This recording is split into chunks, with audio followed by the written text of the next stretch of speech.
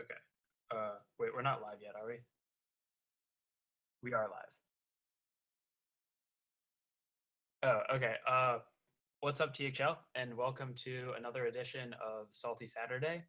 I'm Markshire, and I'm joined tonight by Team Rank Five's own Smoked Salmon. Hey guys, great, glad to be here. Yeah, so it looks like these players have already got their bans in. What were those bans again? It was both Paladin. Both Paladins are out. Right, so they both banned their paladins, so that's going to leave Blue Spartan on Mage, Priest, and Warrior, and Krovan on Druid, Mage, and Warrior. What do you think about these two lineups? I mean, they're very similar. My impression is that they're both going to run some sort of control style lineup, but I think the Druid is way more favored in those sort of things if it's J Druid than the Priest is. So that's an exciting one to see. Yeah, I definitely agree with that. Although it doesn't seem so on ladder, Jade Druid is a lot more popular than Aggro Druid in Conquest and in THL, at least from what I've experienced. Yeah, definitely. I think J Druid is a good deck because it does run those sort of taunty style with the primordial drakes that can sort of combat aggro. Oh yeah, yeah. It's definitely a pretty versatile deck, and I think it really shines in a conquest meta, where you can ban some of its worst matchups. It does particularly well against these burn mage variants that we see, so we might see Krovan looking to target that. However, much more recently, we've seen a secret mage become more popular, so I wouldn't be surprised if we saw at least one secret mage tonight. Yeah, it's definitely a good deck that has like the way it can just out tempo you, but I think that it's a really risky bring both for THL, especially seeing more control style lineup. Yeah, definitely. Okay, it looks like they're getting into their match now. So, All right, let's get started. just an update on the series here. Blue Spartan is playing for Nishim Novum, and Krovan is representing Netherstorm. And Netherstorm is actually already up 16-2. So this match won't change anything in terms of who the winner of the week will be. That's already Netherstorm. But Blue Spartan's definitely looking to still win this match, and you know, for his pride, and also to avoid the shame of tying with Temporal Legends for the uh, worst or the least amount of points scored ever in THL history, which is two, which happened like last season or 2 seasons ago. Oh, now we see the Pirate Warrior from Blue Spartan into the Jade Druid of Krovan. This is definitely a one-sided sort of matchup, but there are ways where Krovan can complete. And it does have more armor game due to the earthen scales. Yeah, it's interesting. I would say the Pirate Warrior is definitely favored, but it's not really a blowout. It's actually pretty close because of how much armor gain the Druid runs, and if it can somehow survive until turn 8, it has things like Primordial Drake, which can come down and just completely shut the Pirate Warrior out of the game. Now, in this scenario, do you prefer the coin frothing or the coin uh, Bloodsail Cultist? I personally prefer the frothing, give it a chance to get big early. Yeah, I think I like the frothing better too. You're gonna have pirate on the board for next turn, but Blue Spartan chooses to go with neither and just plays the War Axe here. Well, that's fine because it does set up the if should this get cleared, he does have a coin, South Sea deckhand, and then Bloodsail Cultist, and he can just keep going in face. Yeah, so yeah, that actually makes sense. And it sets up, and he can even go like deckhand coin frothing if he wants to, and he'll have a lot more ways to deal with any high health minions the Jade Druid puts out because he'll have the War Axe already equipped. Yeah, and but it doesn't seem like he even needs the coin since the patches lived. So he could save the coin for that, or he could just use it now and keep putting out damage. Because I don't think there really is going to be a moment where you want the coin right now. Yeah, And this way he gets a lot more value off of the cultist. He gets to buff his war axe instead, and he's just going to swing it to face. Over on Krovan's side, he really hasn't had anything to do in these first couple turns, just sort of a dead hand. Y- So he's just been hero powering and passing, not what you want to do against a Pirate Warrior.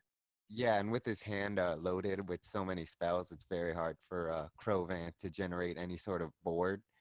And we do see the coin, which will play into the swipe a bit, but I don't think you really care too much because you've got the Korkon follow up with the two Aurak swings in the Yeah, future. yeah.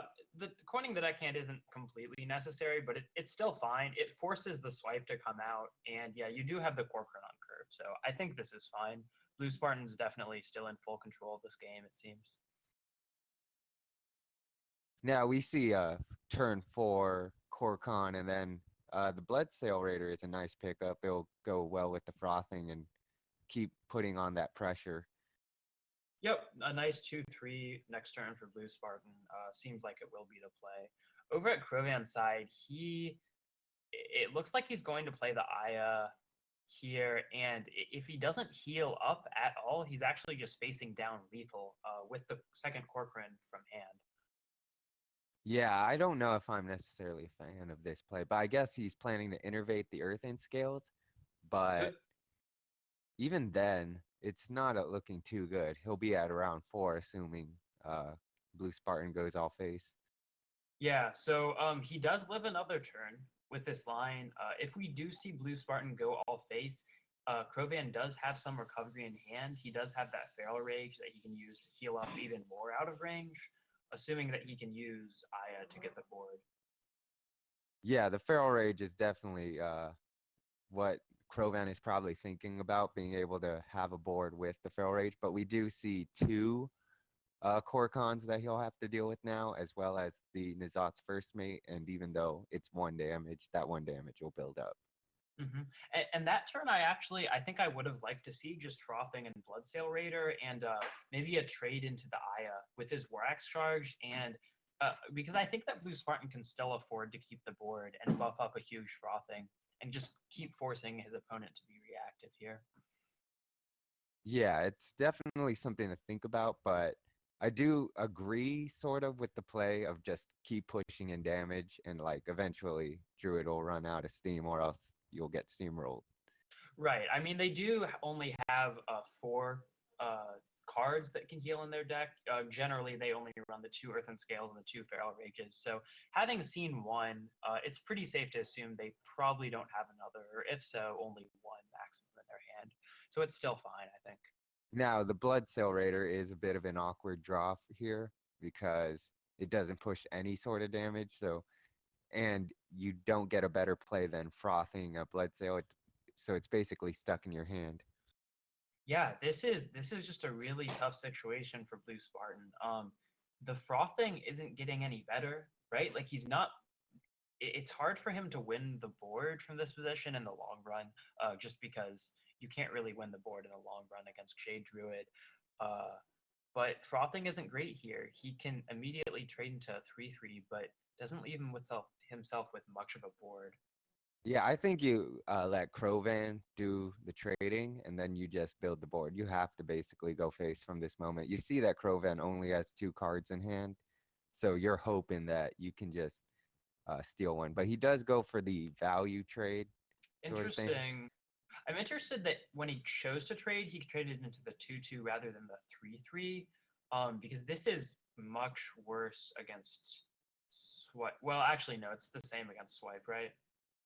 Yeah, it's roughly the same against Swipe, but because it could just trade into the Bloodsail Raider instead. But this is much worse against Primordial Drake. Yeah, and this is just absolutely so crushing for Krovan to have this come down. He's sitting at 11, so that's pretty much safe from any direct damage. The most direct damage that Pirate Warrior can do is two Mortal Strikes, and if Blue Spartan somehow manages to get below 14 health, or sorry, 12 health, um, then it can do 12 damage. But I don't think Krovan would ever let it get to that point. I think you not using the axe here was a mistake, or at least one of the trades, because you're gonna have to address the primordial drake, and not being able to do it just slows down your clock another turn. Yep, yeah, I absolutely agree with that. Crovan's just gonna Fandral Nourish, and he picks up a Tar Creeper here, which I think he's just gonna play and then kill off one of the raiders here. Yeah, I think that's the fair play. I mean, face tanking, there you can make an argument to face tank, but you might be That's giving him a little bit of room to okay. steal So one. so he can fit it in with the innervate. This is fine, I think. Yeah, it's definitely fine, but now you give him a little bit of room for like that sneaky double mortal strike, but I don't Right. think you can play around two mortal strikes when he's top decking. Yeah, I mean, you know, there's no way that you're dead in the next turn, and you can just easily hero power out of range in the mortal strikes in the next couple turns, and you even have the Jade Behemoth in hand. So yeah, it's looking really good for Grovan right now. Now you see doesn't equip the Arcanite Reaper. Like I think that's playing a bit too into all of these techs. Yeah, yeah, I think he just has to equip the Reaper there just to have a chance. Because Blue Spartan still has a chance to win if he assumes that Krovan doesn't have any heal or taunt left. Yeah, the Jade Behemoth like kind of takes that out of the equation, but still think the Arcanite Reaper would have should have been there last turn. Yeah, I definitely agree. Now Blue Spartan is just facing down a massive board. This is just he's close to just being dead next turn, Yeah, and yep. There's the concede. yeah, he knows he can't win from there. So Krovan is going to take this first game. And the spanking of Initium Novum continues.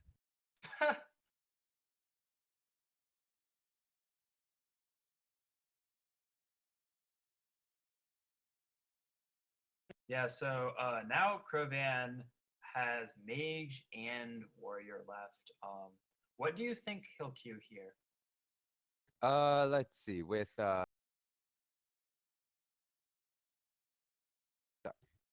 Blue Spartan S3, I think you go with the Warrior. If it's a burn mage, you can use your armor up. If you have like a taunt warrior, I'm expecting a taunt warrior because that was a Jade Druid. Yeah, I think Taunt Warrior would make sense to see that from Krovan. It fits in with this strategy. And also, I would say that seeing the Paladin ban it makes sense because Taunt Warrior is weak to pretty much any type of Paladin. But Blue Spartan also banned Paladin while bringing Pirate Warrior, so that's not necessarily indicative of anything. Paladin is just a good ban in general. Yeah, it really is. But for THL, you can definitely tack in like Hungry Crabs for Paladins and really like flip that matchup. Yeah, definitely true. Hungry Crab can be a very powerful tech. Although we are seeing these control paladins that only run Hydrologist for Murlocs get more popular, so it's not as much as a sure thing as it used to be. Yeah, definitely. But we do see a secret mage and against the pirate warrior. Now, I definitely think if you're a blue Spartan, you get rid of this whole hand because you want your Nizat's first mate, but he seems to disagree with me. That's interesting. I can see keeping the Bloodsail Raider just to get a 2-drop because you're going first. I'm not sure why he's keeping the upgrade though. The 1/3 weapon doesn't really kill anything that the mage puts out, except for Babbling Book, but you don't really care about a 1/1 body. Now, we do see the Bittertide Hydra. Now, what do you think of this in Pirate Warrior list? I'm personally not a fan, but because I think you could just push in regular immediate damage instead of having this sort of pressuring minion. But i- what do you think? I don't really like it too much. Bittertide Hydra is definitely a solid card in some decks, like Aggro Druid. I think it has a place there, but that's mainly because of Innervate. Here, I think by the time turn 5 usually hits, you're thinking about just pushing face and not caring about the board. So yeah, I don't think it's that great in Pirate Warrior. Yeah, and we do see Crovan does run a Pyros in his list, which is a card I'm personally a fan of because it does scale into and it gives you a sort of value game engine, if you will. Yeah, Pyro's definitely a pretty powerful card against more control based lists. I doubt it's going to do that much against Pirate Warrior, but a pretty cool card in general. So Blue Spartan here, I think there's only one play, and that's just to play the Cultist. Yes, you're sort of scared of Mirror Entity or Potion of Polymorph, but I think you have to play your 3-drop anyways. Yeah, I think you have to play on curve if you're a Pirate Warrior. But the question is, do you trade in, or do you just go face, or do you trade the weapon and the patches? Yeah, I think I would like trading here, just to keep the board clear, protect your Bloodsail Raider from getting traded into. And he does see the potion of polymorph coming down, which is unfortunate, but you got some minor value off the battle cry, so I guess you can't really complain. Yep, better hits that than it hits the Bitter Tide Hydra. So Crovan took a really aggressive line there by coining out the Kirin Tormage, where he didn't have a great follow up. I mean, he can just Frostbolt it here, but it is off curve, which isn't something you really want to do when you're facing against an aggressive deck like Pirate Warrior, which is going to have on curve plays pretty much all the time. Now, this turn 4 is a little bit awkward because you don't have the pirate anymore, so you don't get the upgrade off the Bloodsail Cultist, but you can just simply play the upgrade and the Bloodsail Cultist for the body and just go in face. Yep, yeah, and I think he should just go ahead and do that and just continue pressuring. You want to have the board as clear as possible when you're going into your turn 5 and playing that Bitter Tide Hydra. So we see the Bloodsail, and I think we'll see the upgrade here as well.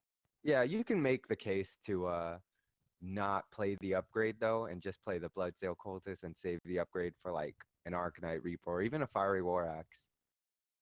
Yeah, I think you can make that case because a lot of times against decks that don't run any weapon tech, you can win games just by upgrading an Arcanite Reaper to like a 6/3. But I think Blue Spartan sees that his win condition here is going to be getting this 8/8 to stick. So he'd rather use his mana now and be able to control the board in the next turn to be able to push 8 to the face, maybe more than once. That was an interesting line by Crovan because it doesn't stop anything that's on the board. And maybe he doesn't feel any sort of pressure right now at 21 health, but not attack. I don't think. I think that was kind of a mistake not addressing anything on the board with that Frostbolt. Yeah, I think his reasoning is probably like Frostbolt is just so valuable against Pirate Warrior. In case Blue Spartan does have an Arcanite Reaper down the line, he wants to use it to prevent face damage. But I do agree with you that it would have been better to just play it there and control the board a little bit. So Crovan has no answer to this 8/8 right now. He can't remove it, but he can Frostbolt it if he wants to and deny it from attacking. Yeah, I think this is the play Crovan seems to be going for with the Ice Block, and then I'm imagining the Frostbolt is the correct play because next turn you do have the Medivh's Valet. Yep, yeah, you know that you're not gonna get popped from 17, so you'll have a guaranteed proc from the valet. Arcanite Reaper picked up for Blue Spartan. That's really important. I think he just plays the Reaper here and goes face. Yeah, I think that's definitely what you do. But do you use your Bloodsail Cultist? I think Cultist to trade. I think you do in this sort of scenario. Yeah, I think that it does make sense to trade. He's gonna take a different line and go with the Heroic Strike, and I guess he must be killing the 2/1 there. Otherwise, I'm not sure why you would just go face when you can do that with the Arcanite Reaper. And this does preserve the health on his 3/4 if he chooses to go this route. Yeah, this is definitely a questionable play to use that to use your heroic strike, and I'm assuming to trade and to preserve the health on the Bloodsail Cultist, but I don't think that was necessarily the right call because it's not mana efficient. No, I don't think it is at all. And like you can close out the game in the next 2 turns pretty easily if you just go with the Reaper there. So yeah, I'm really not sure about that play. Krovan is just forced to fireball this Hydra down, and it looks like he's going to play the Valet here, which I think is fine. It gets a body on the board.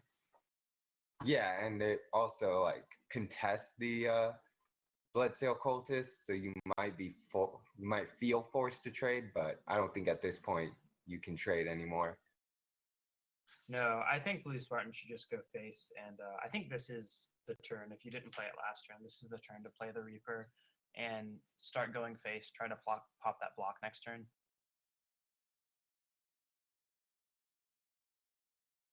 Now, what if you just push all your damage and go Fiery War Axe and Mortal Strike right now to push 7, and then you can pop the Arcanite with the Arcanite next turn, as well as have the weapon to threaten the lethal with it. No matter. So that way you're not forced to depend on this Bloodsail Cultist living. Okay, but we do in fact see the Arcanite Reaper come down, and I imagine the armor up to keep himself. Yeah, no, I can see the War Axe line working out too. I think it just comes down to like math, trying to make sure that you pop him at 1. So I think the Reaper is fine here because he can swing face next turn and then just use Mortal Strike to put his opponent at 1. And then if there's no other heal, he'll use the War Axe to pop the turn after that.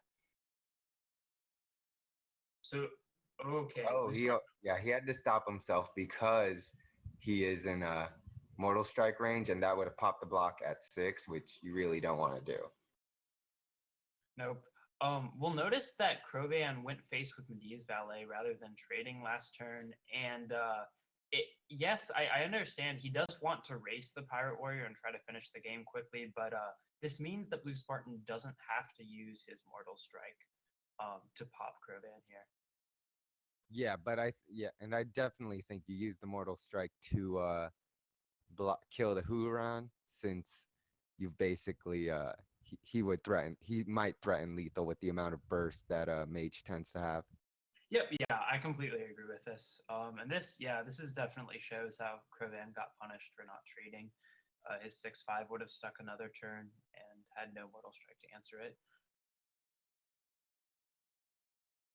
Oh my god, that's a Pyroblast, which he can't play this turn. Yeah, you just have to take the barrier here, and the barrier is really good. Oh, but that is probably lethal since the Fiery War Axe will clean this whole thing up.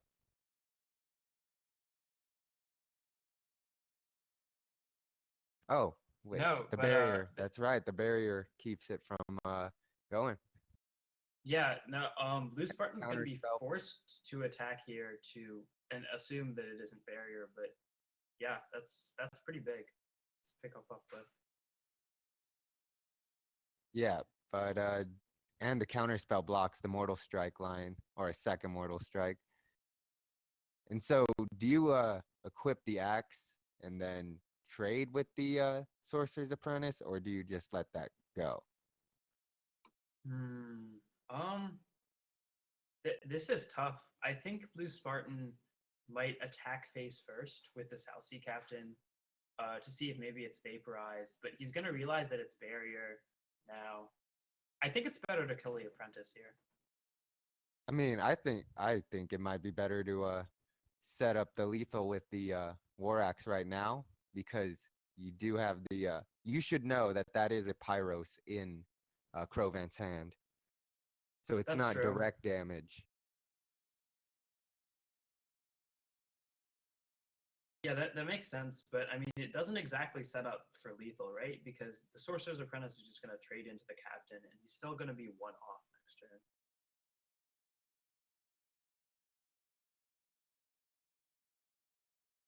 And the Cabal Crystal Runner is a really important pickup for Krovan. And oh wow, Leroy off the top is going to end it. Yeah, that's GG for Blue Spartan. And the series is now 1-1. So yeah, the only thing Blue Spartan can be thinking about is if that is somehow ice block, he loses. But I think you have to recognize here that you just assume that it isn't that because it's a randomly generated spell and just go for the win this turn. Well, if you Leroy armor up, then Ice Block won't necessarily put you at lethal if he doesn't have 1 damage. But I think he's also thinking of possible Potion of Polymorph. And Yeah, he that's sees that he true. can't play around that. And so he's going to have the game.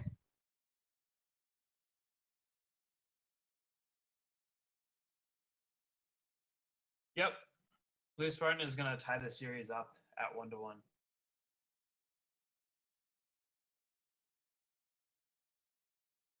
Now, that means Blue Spartan has his Priest and his Mage versus Crovan's Mage and Warrior. Now, you know the Mage is in fact a secret Mage. So what do you think of playing if you're a Blue Spartan? I think it really just depends on what his priest is. There's so many different priest builds right now. I think Silence Priest is maybe a little bit unfavored against Secret Mage.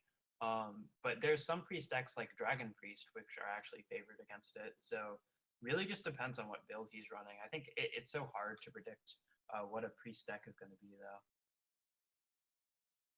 Yeah, and I think we will find out soon enough because the Priest is theoretically favored, assuming it's versus the Warrior as well. So I think it's time to bring out or not the the Warrior. Sorry.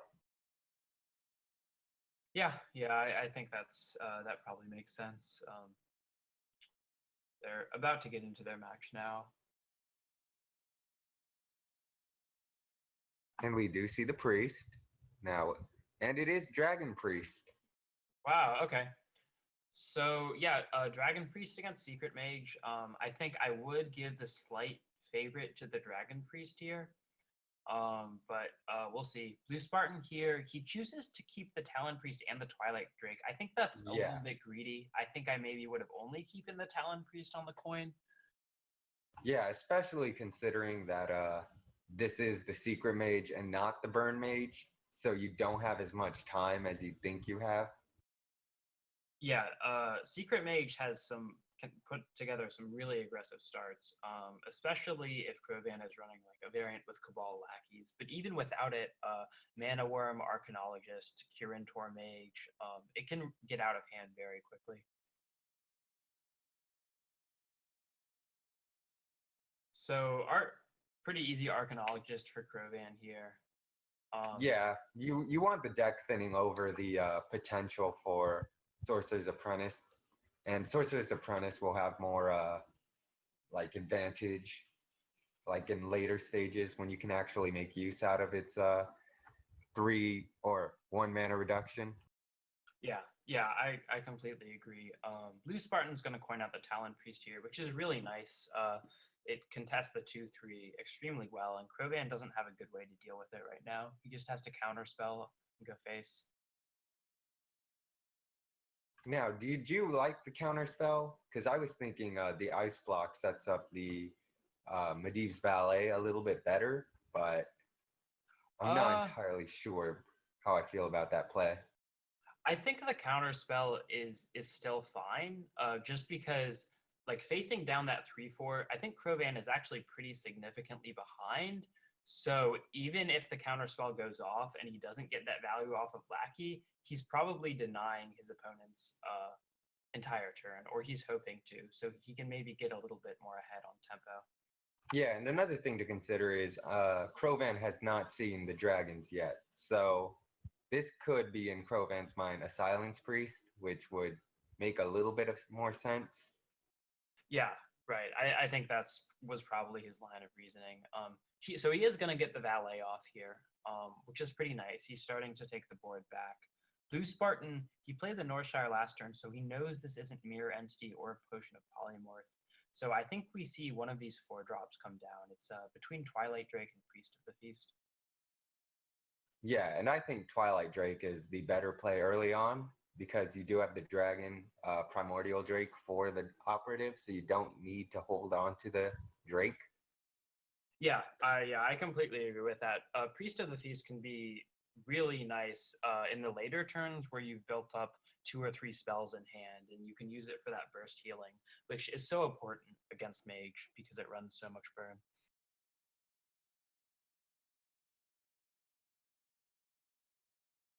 Now we see him go for the Sorcerer's Apprentice line. Do you think he'll frostbolt the Drake in order to prevent it from killing? I guess that answers Yeah, that. yep. I think he has to. He has to just try to take back the board somehow. And this does a little bit. It protects his Sorcerer's Apprentice, so there's a decent chance he can get the discounted Firelands portal off next turn. Now, if you're Blue Spartan, you're just throwing down the Dracanoid right now, or are you afraid of the Mirror Entity or Potion of Polymorph Hijinks? I think that I think I would have liked to see him go Radiant Elemental Talon Priest, just to play around Mirror Entity or Potion of Polymorph. But Talon Priest is also fine, and he now sees that it isn't Mirror Entity, so Operative is free to come down next turn. I think you use the Firelands portal and get rid of the Talon Priest right now. Yeah, I and think we see so. that is what he does. Yeah, Krovan just really trying to stay alive on that board. He just has no way to deal with this huge 4/9 from Blue Spartan. Yeah, and right now Blue Spartan also has seven cards in hand compared to Krovan's 3. So while on the board Krovan might look like he's doing okay, he's starting to lose the value game.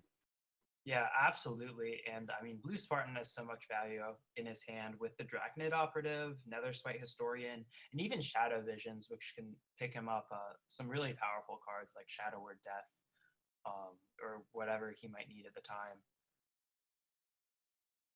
I think you could just go ahead and play the Operative here. This is also fine. Yeah, the argument against the Operative is like it's simply not mana efficient. Like you just float the 1 mana, and so it's better to save it when you can like discover something and then maybe play something next to it, like the Shadow Visions or the Radiant Elemental to put some more board pressure. Yeah, the Priest of the Feast lets Blue Spartan get the heal in, which is pretty important. He's realized that Krovan just can't deal with this Twilight Drake at all, so he just wants to keep buffing it as much as possible, get it out of range of any damage. Ooh, I'm not sure about this play because your 6 damage that you just put in is easily wiped by 2 spells. Yeah, this is a pretty aggressive line, but I think Krovan has recognized that he's just so far behind. Then he's just hoping that somehow Blue Spartan doesn't have any spells or like a Dragonfire potion in his hand. I wonder if Krovan runs Yogg in his Secret Mage. I think that would be like that seems to be his win condition right now. Just wait and get Yogg. I think so. I've seen it in a couple of Secret Mage lists. It's a card that hasn't seen play in a while, but it'd be cool if we saw one tonight. Yeah, definitely. And it looks like that's really Krovan's only out. He's starting to lose the board, and then he's definitely losing the value game long term. Yeah, Blue Spartan, he could have taken like a Shadow Word Pain to remove one of the minions, but that doesn't make a lot of sense when you can remove them just with your minions anyways and heal. I think the Dragonfire Potion is probably good. It's the most value in the long term. Yeah, and plus they'll set up a possible next turn if his next turn if things get out of hand. But at 25 life, you're not worried about like dying so quickly. Mm-hmm. I'm not really sure why he went face with the Twilight Drake. Even if he does have Dragonfire Potion this turn, dealing 4 damage to your opponent's face doesn't accomplish that much, and it means if you want to potion he actually didn't have another spell in hand, so he could have gotten countered by counter spell, but top decking the Pain is going to prevent that from happening. So he is going to get the Dragonfire Potion off, completely clear Crovan's board, and Crovan just doesn't have any cards in hand right now. Yeah, I think he may have been playing around the Mirror Entity a bit by not simply clearing it with the Primordial Drake. And I think that's not necessarily the right play, but he's so far ahead, I don't think it's going to matter. Yeah, really, yeah, there's just not that much that Crovan can do here. Blue Spartan is probably just going to play the Operative here, pick whatever card he wants. He plays another Spite first in order to play around that Mirror Entity, which is like, the correct play, and it's what he was probably aiming for last turn. Yeah, yeah, it's really smart to do it like this. You deny your opponent from getting a 5/6, but now you can play the Operative. Well, with such low resources, I think Crovan's basically done, and he's going to have to hope that his next game he can do a little better. Right. Yeah, he has maybe 1 or 2 draws for Yogg, and that's about it. But it would have to be an extraordinary Yogg even from this position. Yep.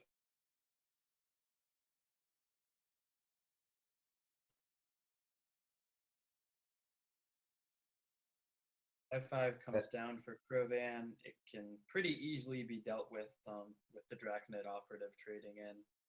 That's right, Crovan. You smork him. You got this. Gets the 1 damage in.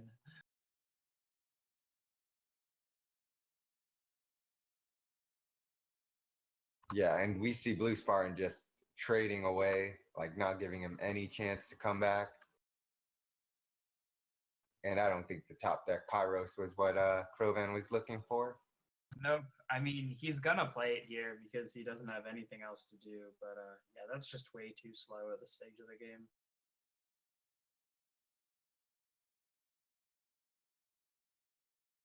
Now we didn't get to see it, but we do see that Blue Spartan run. Oh, and I guess we will get to see it, but he does run the Inner Fire combo, which is something to think about in terms of like how he can finish off this game. Or how he was planning to finish off like his other games. Right. I don't think he popped in at the lowest health possible for Ice Block, but it doesn't really matter. Yeah, I don't think Blue Spartan was necessarily afraid of getting this stolen. Is there anything that he can get off of Fireland's portal that would prevent lethal next turn? I don't think so. Earth Elemental doesn't do it.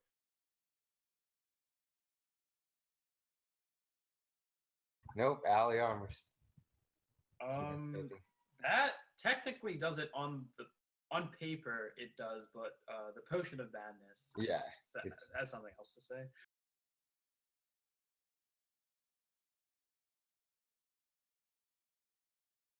Not throwing the Mind Blast was. You gotta kill him with his own Alley Armor Smith and then Mind Blast there.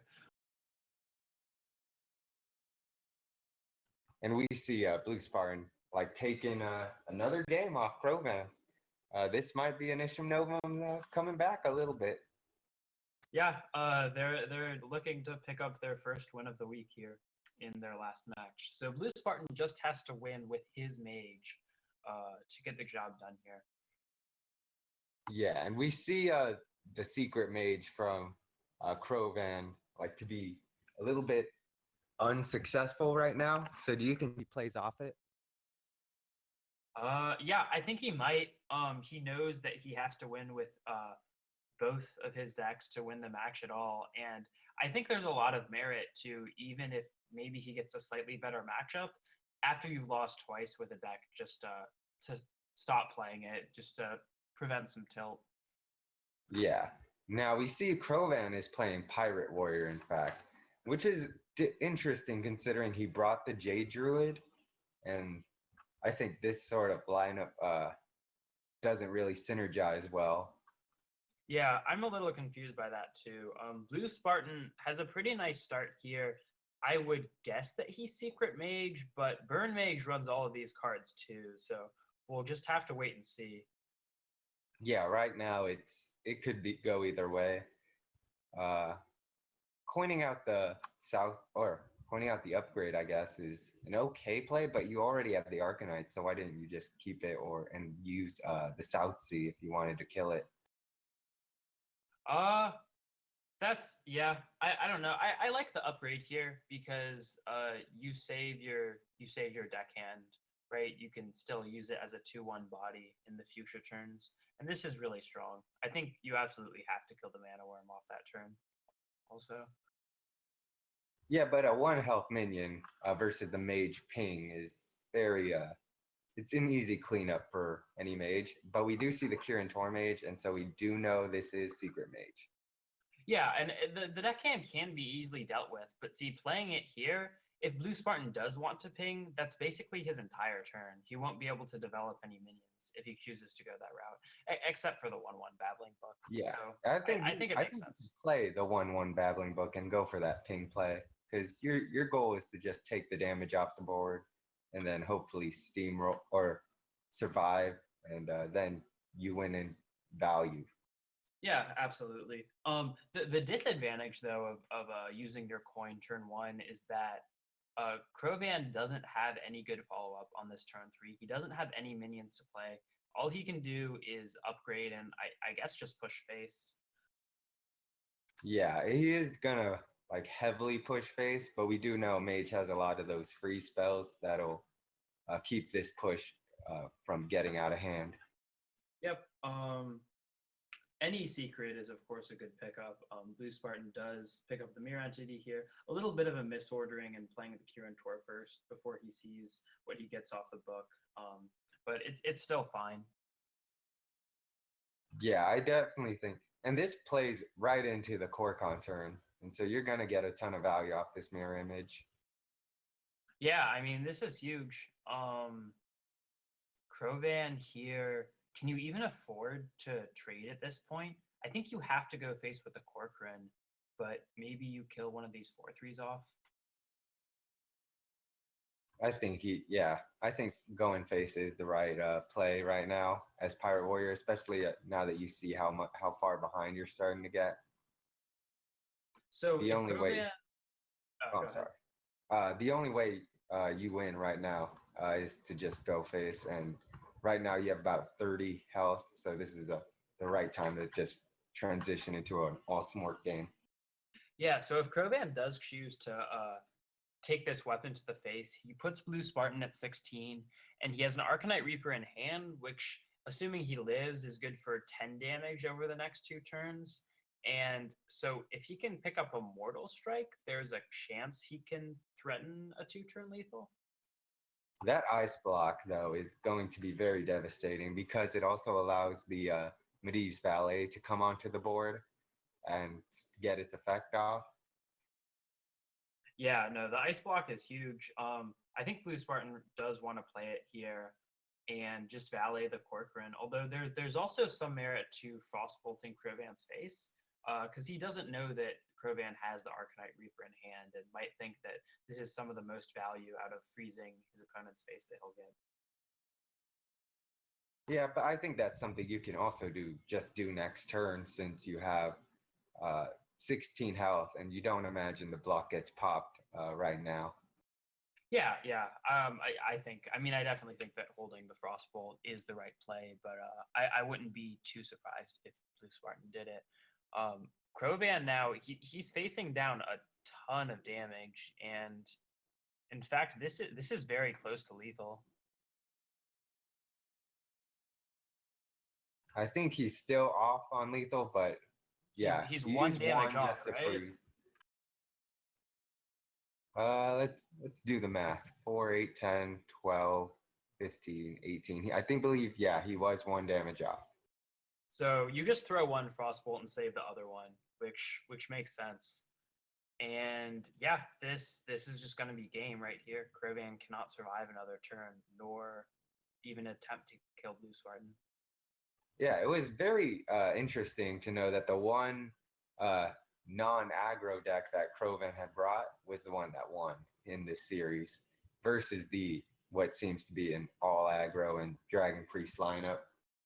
Yeah, I would say some very interesting lineup choices, and some of these matchups maybe it's not exactly how we expected them to play out, but yeah, Yeah, I think Crovan's aware and just going for style points right now. yeah. Why not send in good old Leroy Jenkins one last time?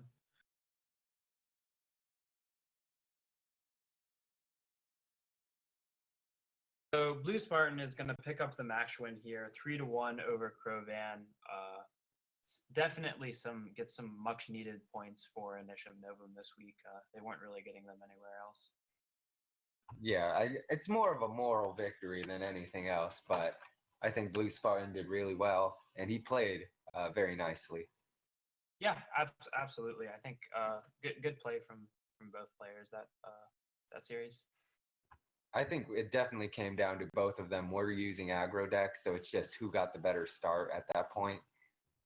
And if one of them had decided to bring a more control-y lineup, because you can with these sort of classes, it would have been a totally different game. Yeah, definitely. I mean, all the popular classes are so versatile nowadays for THL. You can, yeah, like just as you said, you can go with an all aggro lineup or with all control, just with the same classes, pretty much. All right, let's check in with Murdoch on the next match, and if it's going to be a while, we might need to take a break.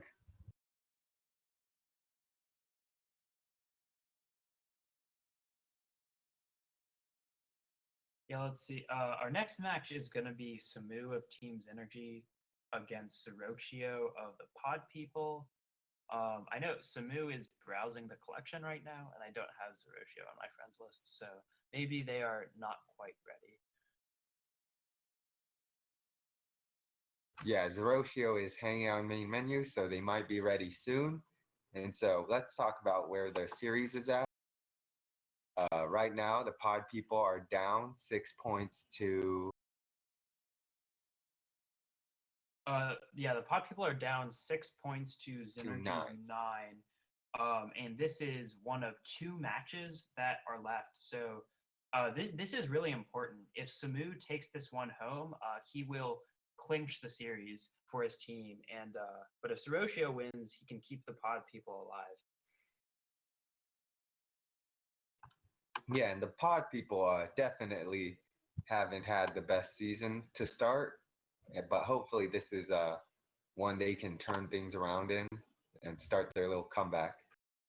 Yep. And the Pod People, they're technically a new team, although they are captained by the same person for the past two seasons, Ridiculous Hat, who captained 1600 Dust. The 1600 Dust's rookie season in THL, they made quite a splash, having a very strong season and winning their division. But I know they've had a lot of roster turnover since that one season, and that can be difficult when you're trying to keep a team together. Yeah, they definitely hit a bit of a sophomore slump, but this team is, I guess, not just about 1600 Dust. It's basically more or a lot of different podcasts. Like I believe Hero Power is involved. Yeah, I believe that they have four different podcasts represented. I think I know Ridiculous Hat is on Coin Concede, Rock Base is on 1600 Dust. Um, do you know who's from Hero Power on that team? I believe Zeroshio is Hero Power. Okay, right. And then Dyrus Bear is a member of I want to say Brewmasters podcast, something along those lines. Hashtag sellout, by the way. Okay, yeah. Okay, so do we know if they're about to play? I haven't received anything from Murdoch right now, but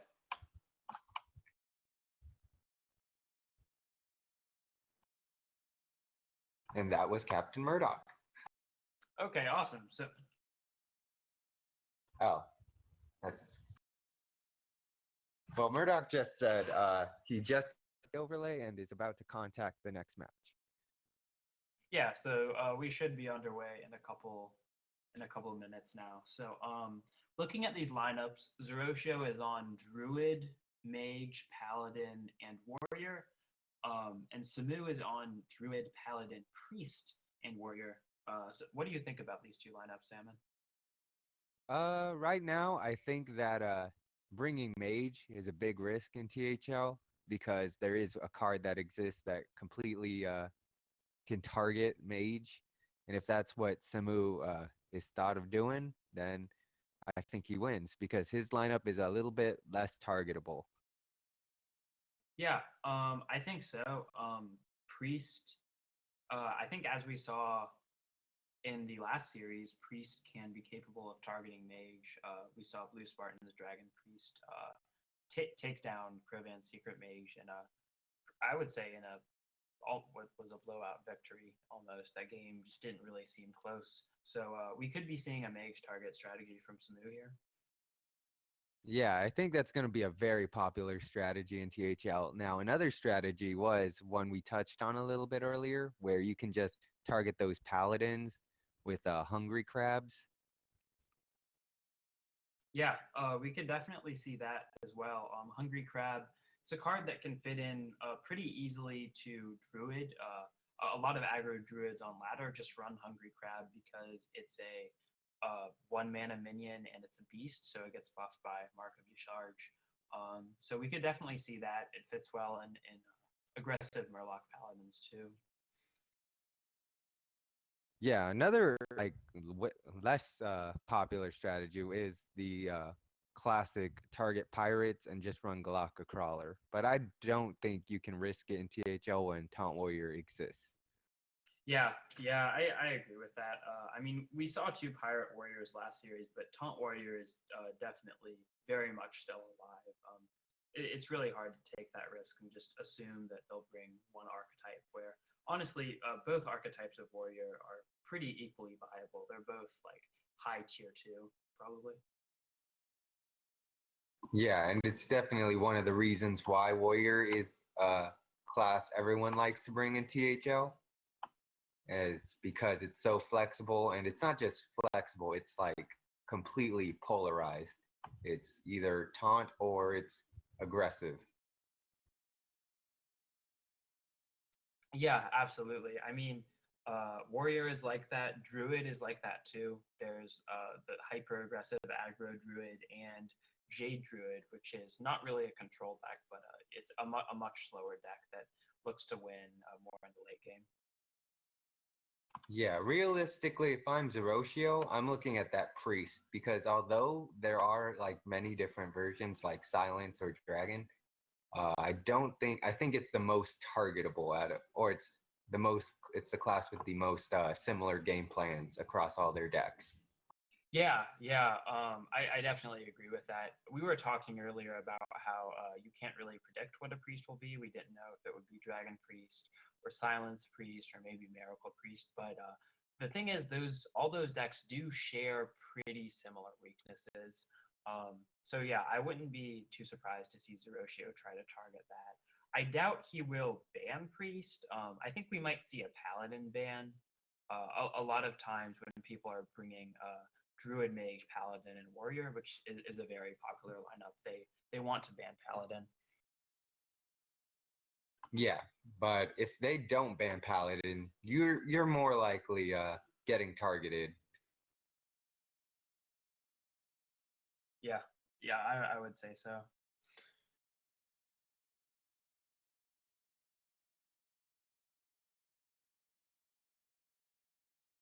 All right, so the bans are in now.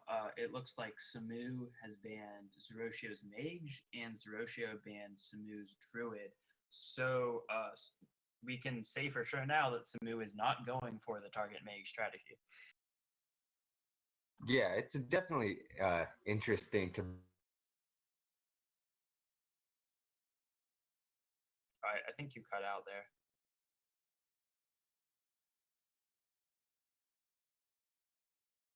Sam, are you there?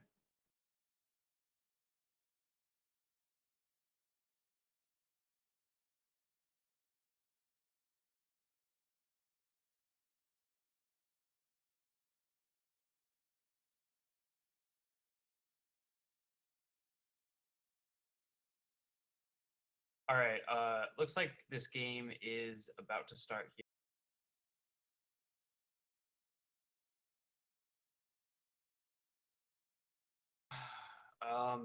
I'm sorry, guys. My Hearthstone client just crashed, so it's gonna be a minute or two before I can get back into the game.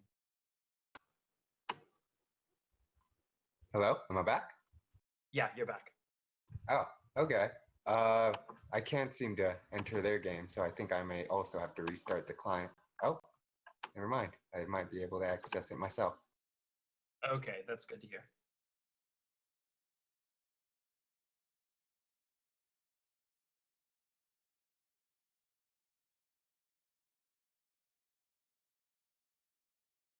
Let me know when you're in if you can see what matchup that is.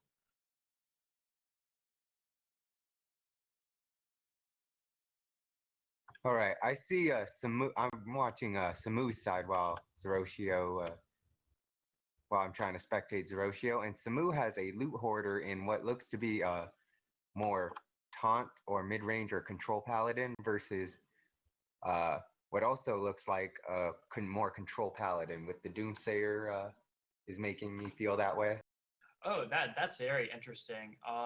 With Loot Hoarder on Samu's side, I would guess that that's a N'Zoth Paladin, and we don't know if Zeroshio has N'Zoth yet or not. But if he does, I would say that the N'Zoth variant of Control Paladin is going to be favored.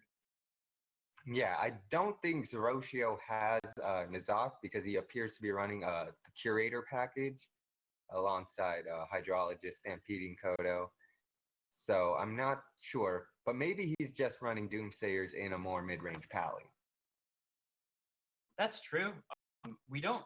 Yeah, I would say that's pretty uncommon if he is though, because mid-range paladin usually wants to run the Murloc package, which is synergizes absolutely poorly with Doomsayer. But yeah, I guess we'll have to see what exactly these decks are. It may be sort of a Zeroshio's anti-aggro call. We see Zeroshio coin out a True Silver Champion in order to deal with the Stonehill Defender that Samu had played. And I think you'll also see the Silverhand Recruit trade into the Loot Hoarder. Yep. Yeah, that seems fine. Samu picks up Harrison, and he can't actually use it this turn. But by True Silvering here, he doesn't put anything on the board, really disincentivizing Zeroshio to attack with his weapon. So it's pretty likely he lands the Harrison next turn. So I really like this play of just True Silver and pass. Yeah, and we see the Mistress of Mixtures, which is just pointing all the signs to N'Zoth Paladin for Samu.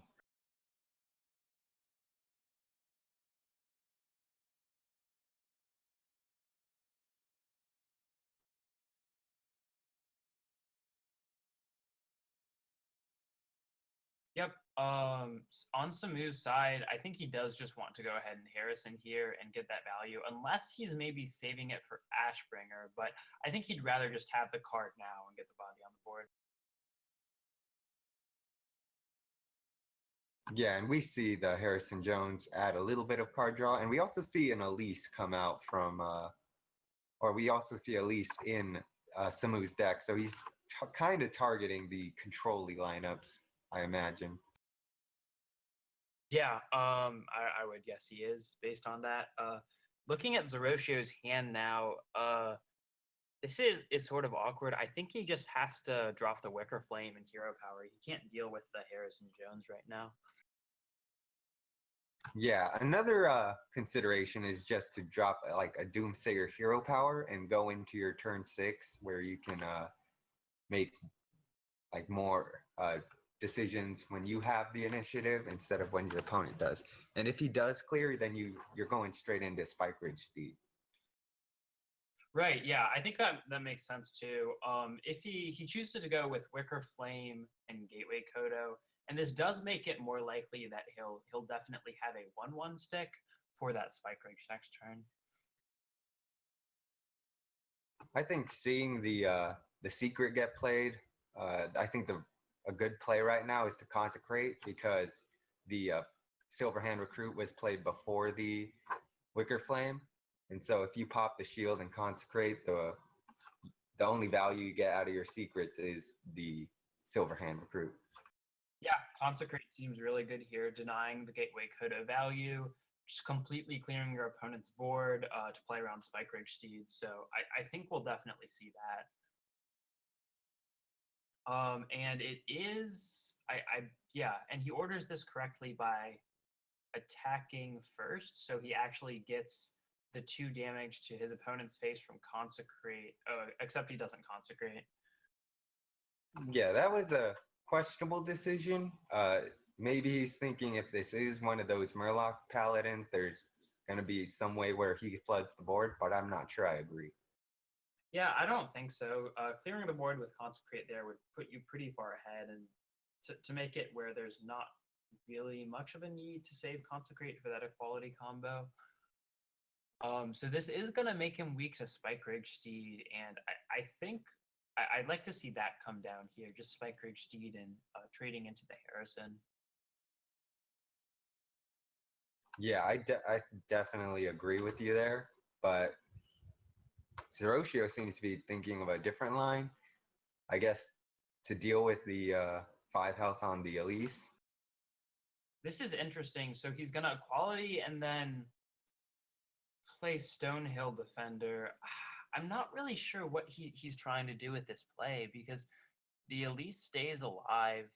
Yes, it sometimes dies to the Stonehill, but I don't even think it's going to. So Samu can just True Silver here and keep his Elise alive.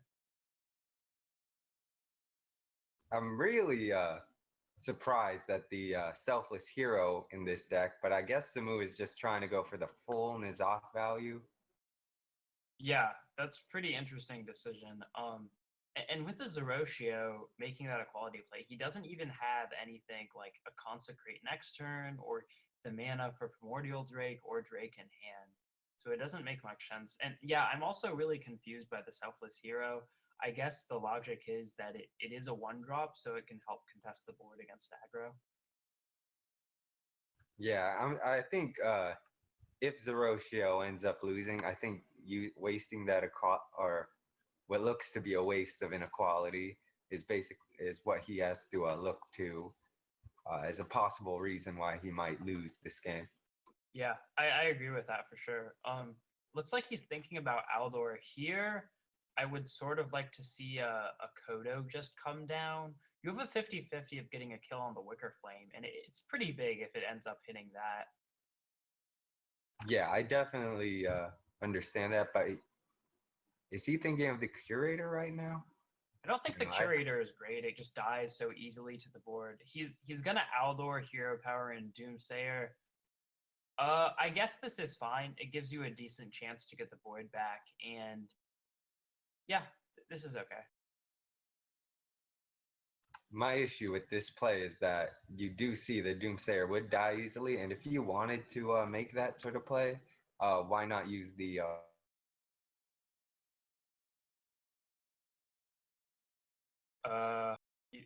Okay, I think you cut out again, Salmon. So Samu here, yeah, he can, like we were talking about, he can just easily clear this Doomsayer with True Silver, Elise, and one of his other minions. And I think he just wants to drop Tyrion. I don't think he cares too much about this Aldor or Silverhand Recruit on the board. Tyrion is going to be really difficult for Zeroshio to deal with.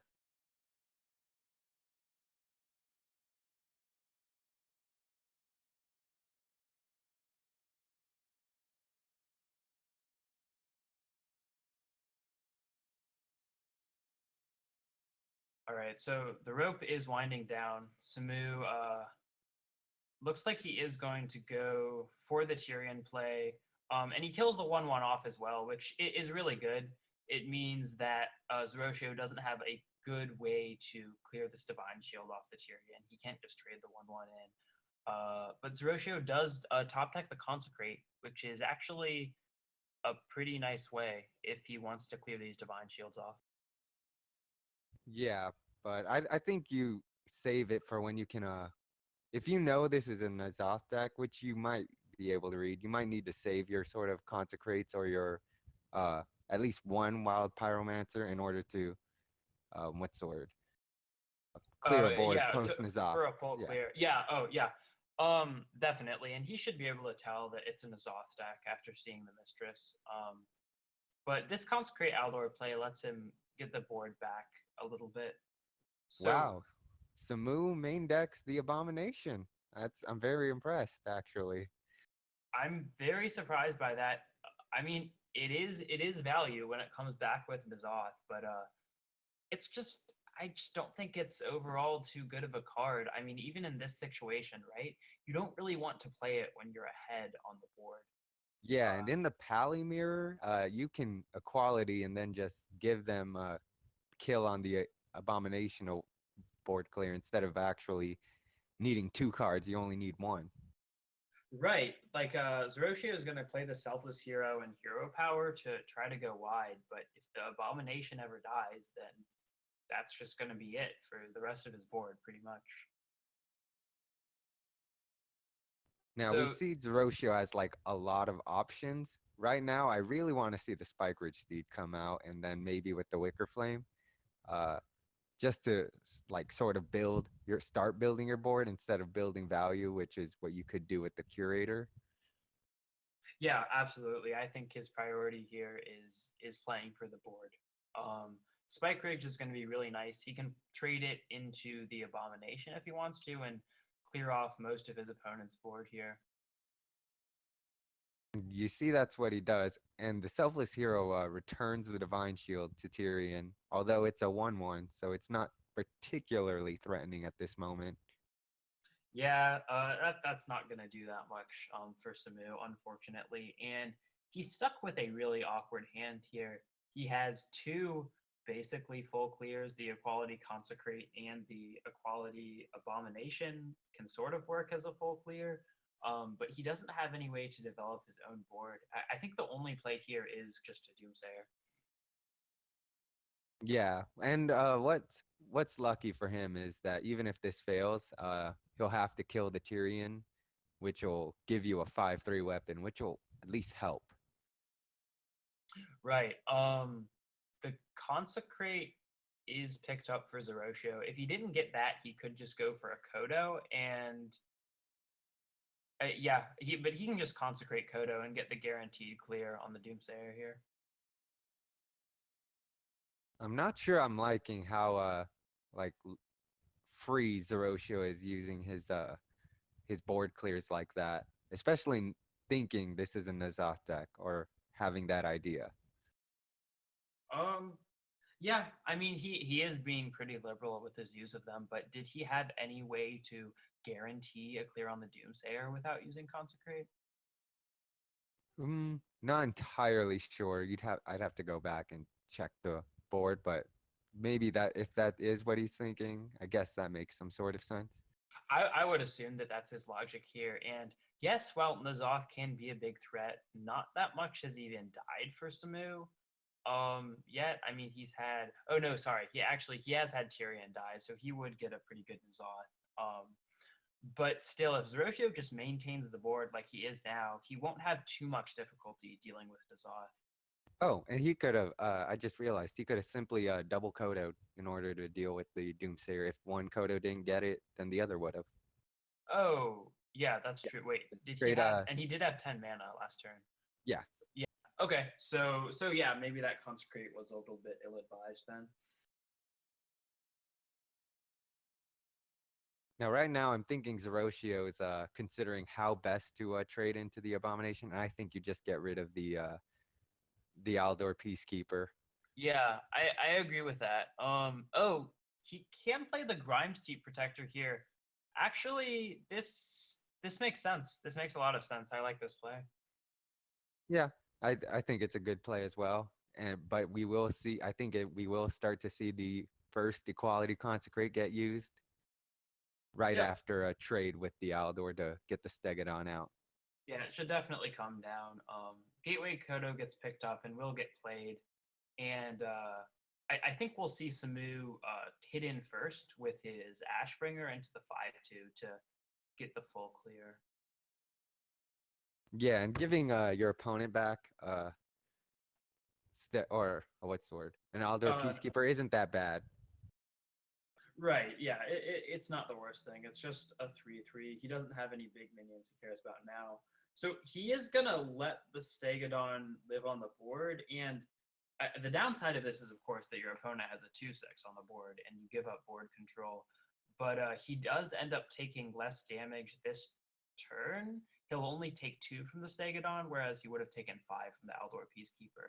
And he is getting pretty low with no heal in hand. Yeah, this decision was definitely made because Samu felt pressured by his life total. Yeah. Still, I would have liked to see him just take the 5 to take the board back. I think it's the only way he wins in the long run.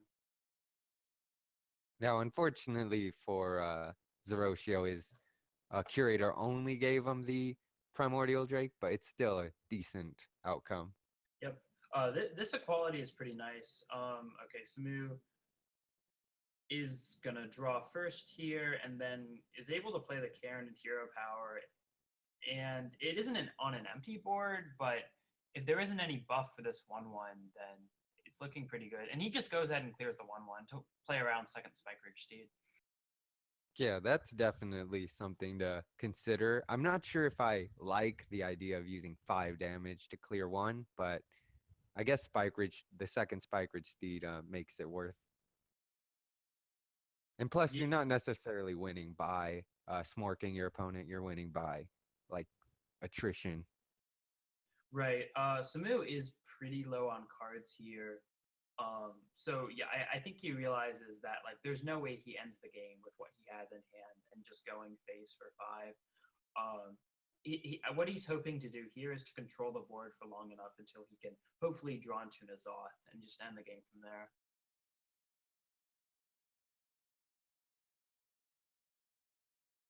Now, I think that was an easy play to make. Just simply put down the Primordial Drake and then you force him to use both the first half of the Cairn and his weapon to deal with it. Yep, I think it's really good. Stonehill Defender is. These are some good options. Wicker Flame is a pretty powerful card, but I think he wants to go with the Bog Creeper here because he can play it in the same turn. Yeah, I think you pick the Bog Creeper, but oh, he chooses to go with the Wicker Flame in order to play the Acolyte and start getting more card drawing.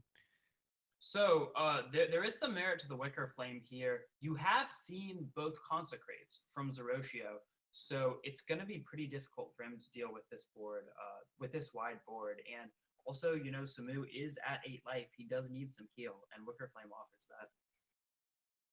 Yeah, I think that's really another decision he made, like feeling a little bit of pressure by how low his life total is.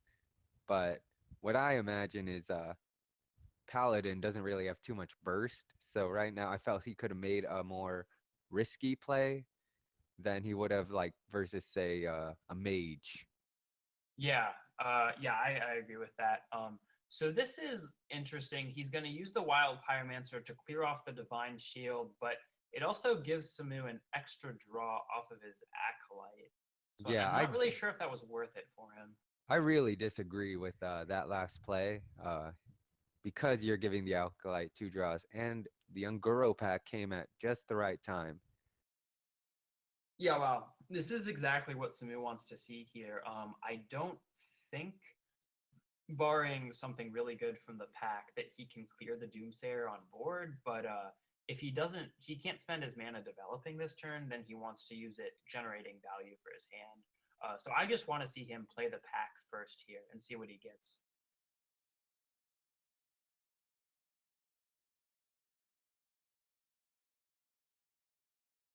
Yeah, I definitely think drawing first is obviously the correct play, but now I think you just play the pack and then Forbidden Heal. Yeah, I really like that. You get let's see, you would get 16 healing from Forbidden Heal, I think.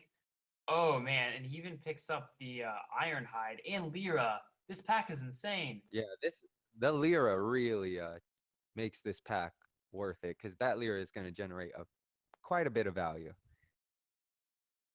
Wow, Samu getting 3 golden legendaries from his Ungura pack. You can't really ask for anything else.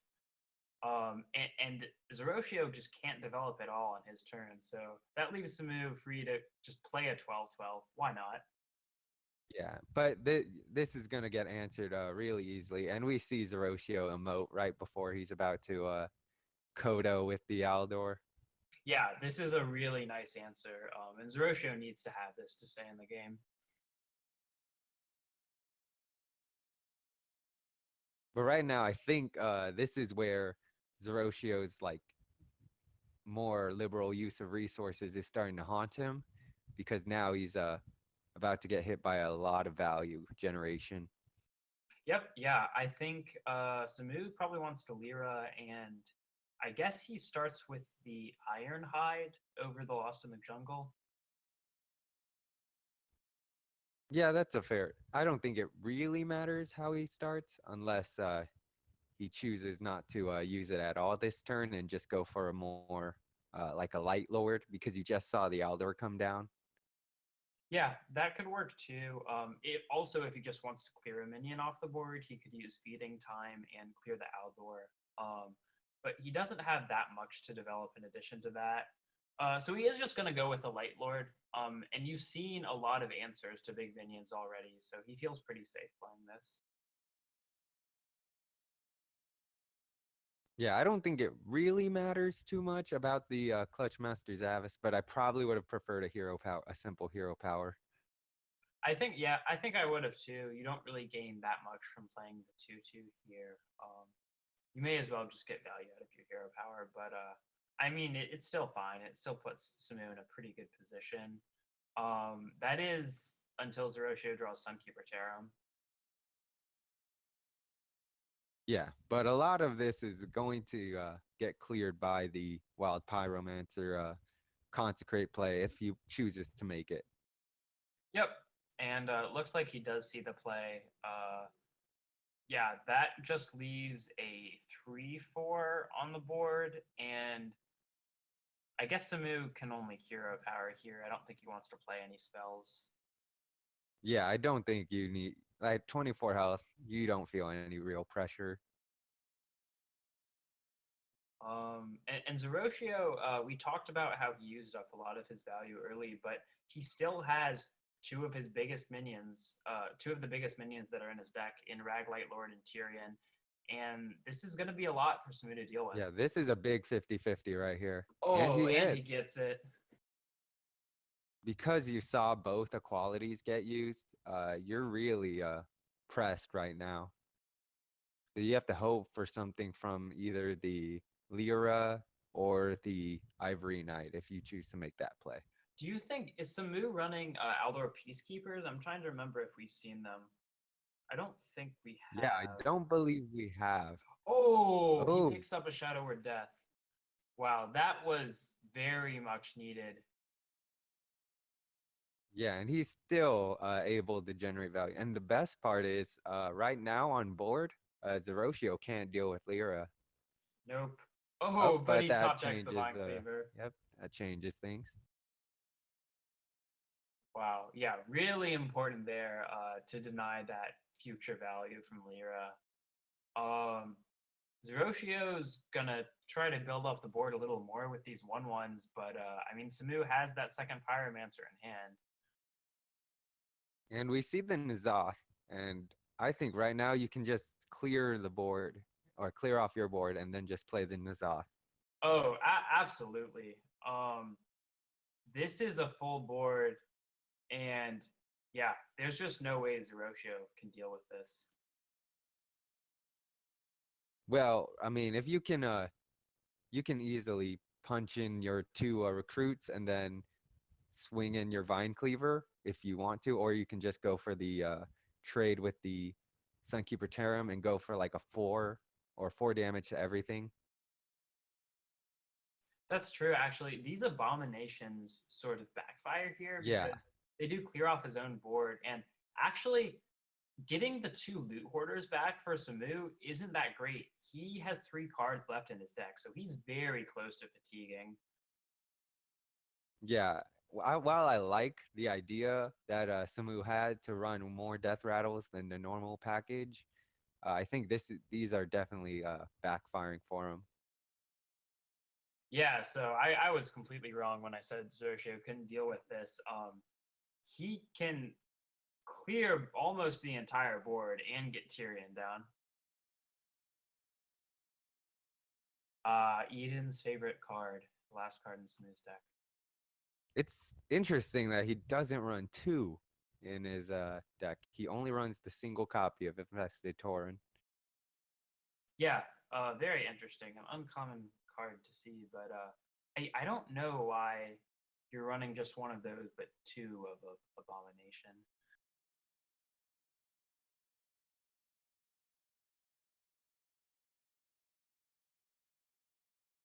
I mean, So he's trying to pop, but it's still really awkward. But I guess he can at least get rid of the Divine Shield, and maybe if you like throw the Mind Blast out. you can just Mind Blast here. Yeah, I think you do. You do Mind Blast to get that extra one damage into the Tyrion. Yeah, So you that can allows clear you it. to, and then it also preserves your N'Zoth's health so that you can swing for 5 each turn. Oh, Tauren gets in there. Protects his N'Zoth.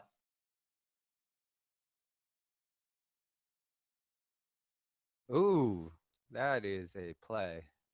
Wow. So Zeroshio, I mean, he really only has one play here. It's just he hits in first, then goes Wild Pyromancer Equality in, then plays Forbidden Healing. I think that's correct ordering.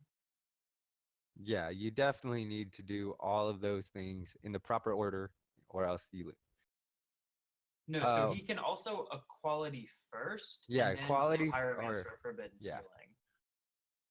that is definitely the best way to sequence that. Right. So yeah, he gets a 3-1 on the board that way. So let's see if he does that.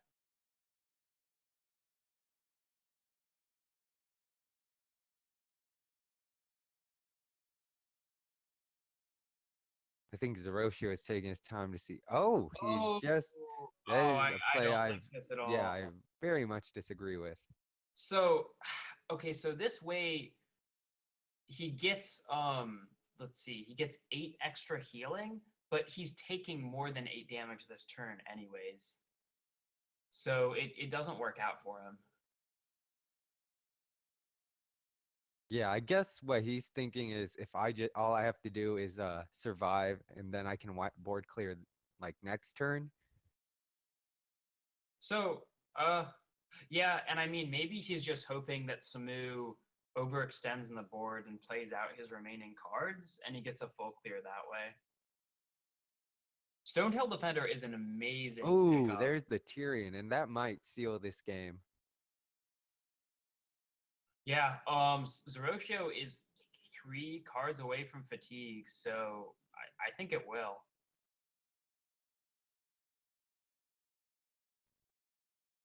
Unless you get a light in the darkness. That's what you need right now.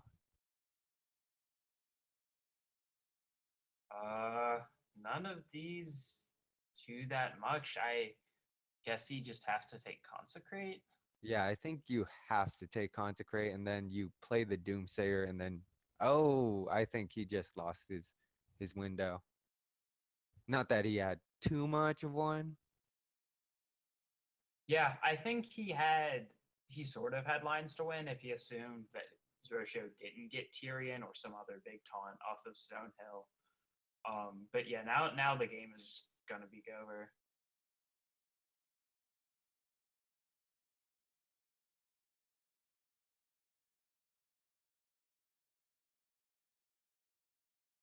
I mean, you have to consecrate feeding time, I guess, and then trade with the Tyrion, but that's not a great play right now.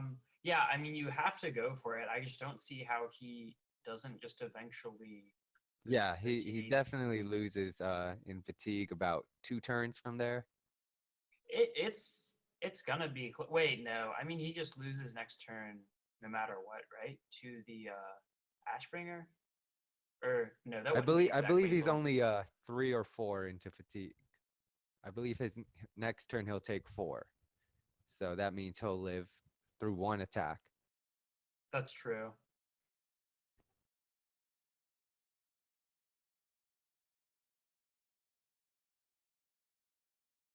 a shame the Harrison didn't come earlier because that would have made the fatigue game a little bit more interesting.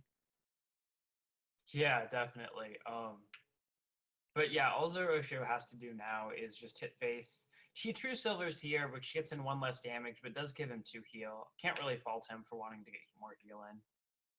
Yeah, I definitely think that's the right play. I guess it kind of plays around like a buff if that last card is a buff, but there's no. Yeah. Samu can't clear the Harrison. Going face doesn't give him lethal, so he's gonna concede. Wow, this game really came down to the wire. Yeah, I think it came down to the use of Abomination in Samu's deck, where it kind of backfired on him. Yeah, absolutely. If he was just running 2 infested Taurens and then some other, actually just any other death rattle that doesn't hurt his own board, I think he probably would have won that game.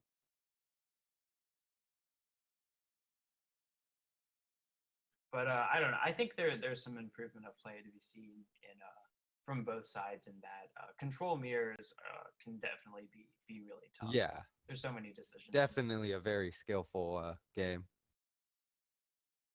As are all Hearthstone games, of course. Oh yeah, definitely. All right.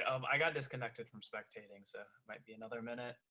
All right. Well, we see Samu bring back his paladin for a second run into a pirate warrior from Zoroshio. That's going to be a pretty devastating, especially considering Zoroshio is going first and has a 1-2-3 going. 1-2-3-4 even. But isn't Control Paladin supposed to be favored against aggressive decks generally? I believe so, and he does have the Wild Pyro as well as a Doomsayer for turn 2 or turn 1 if he so chooses.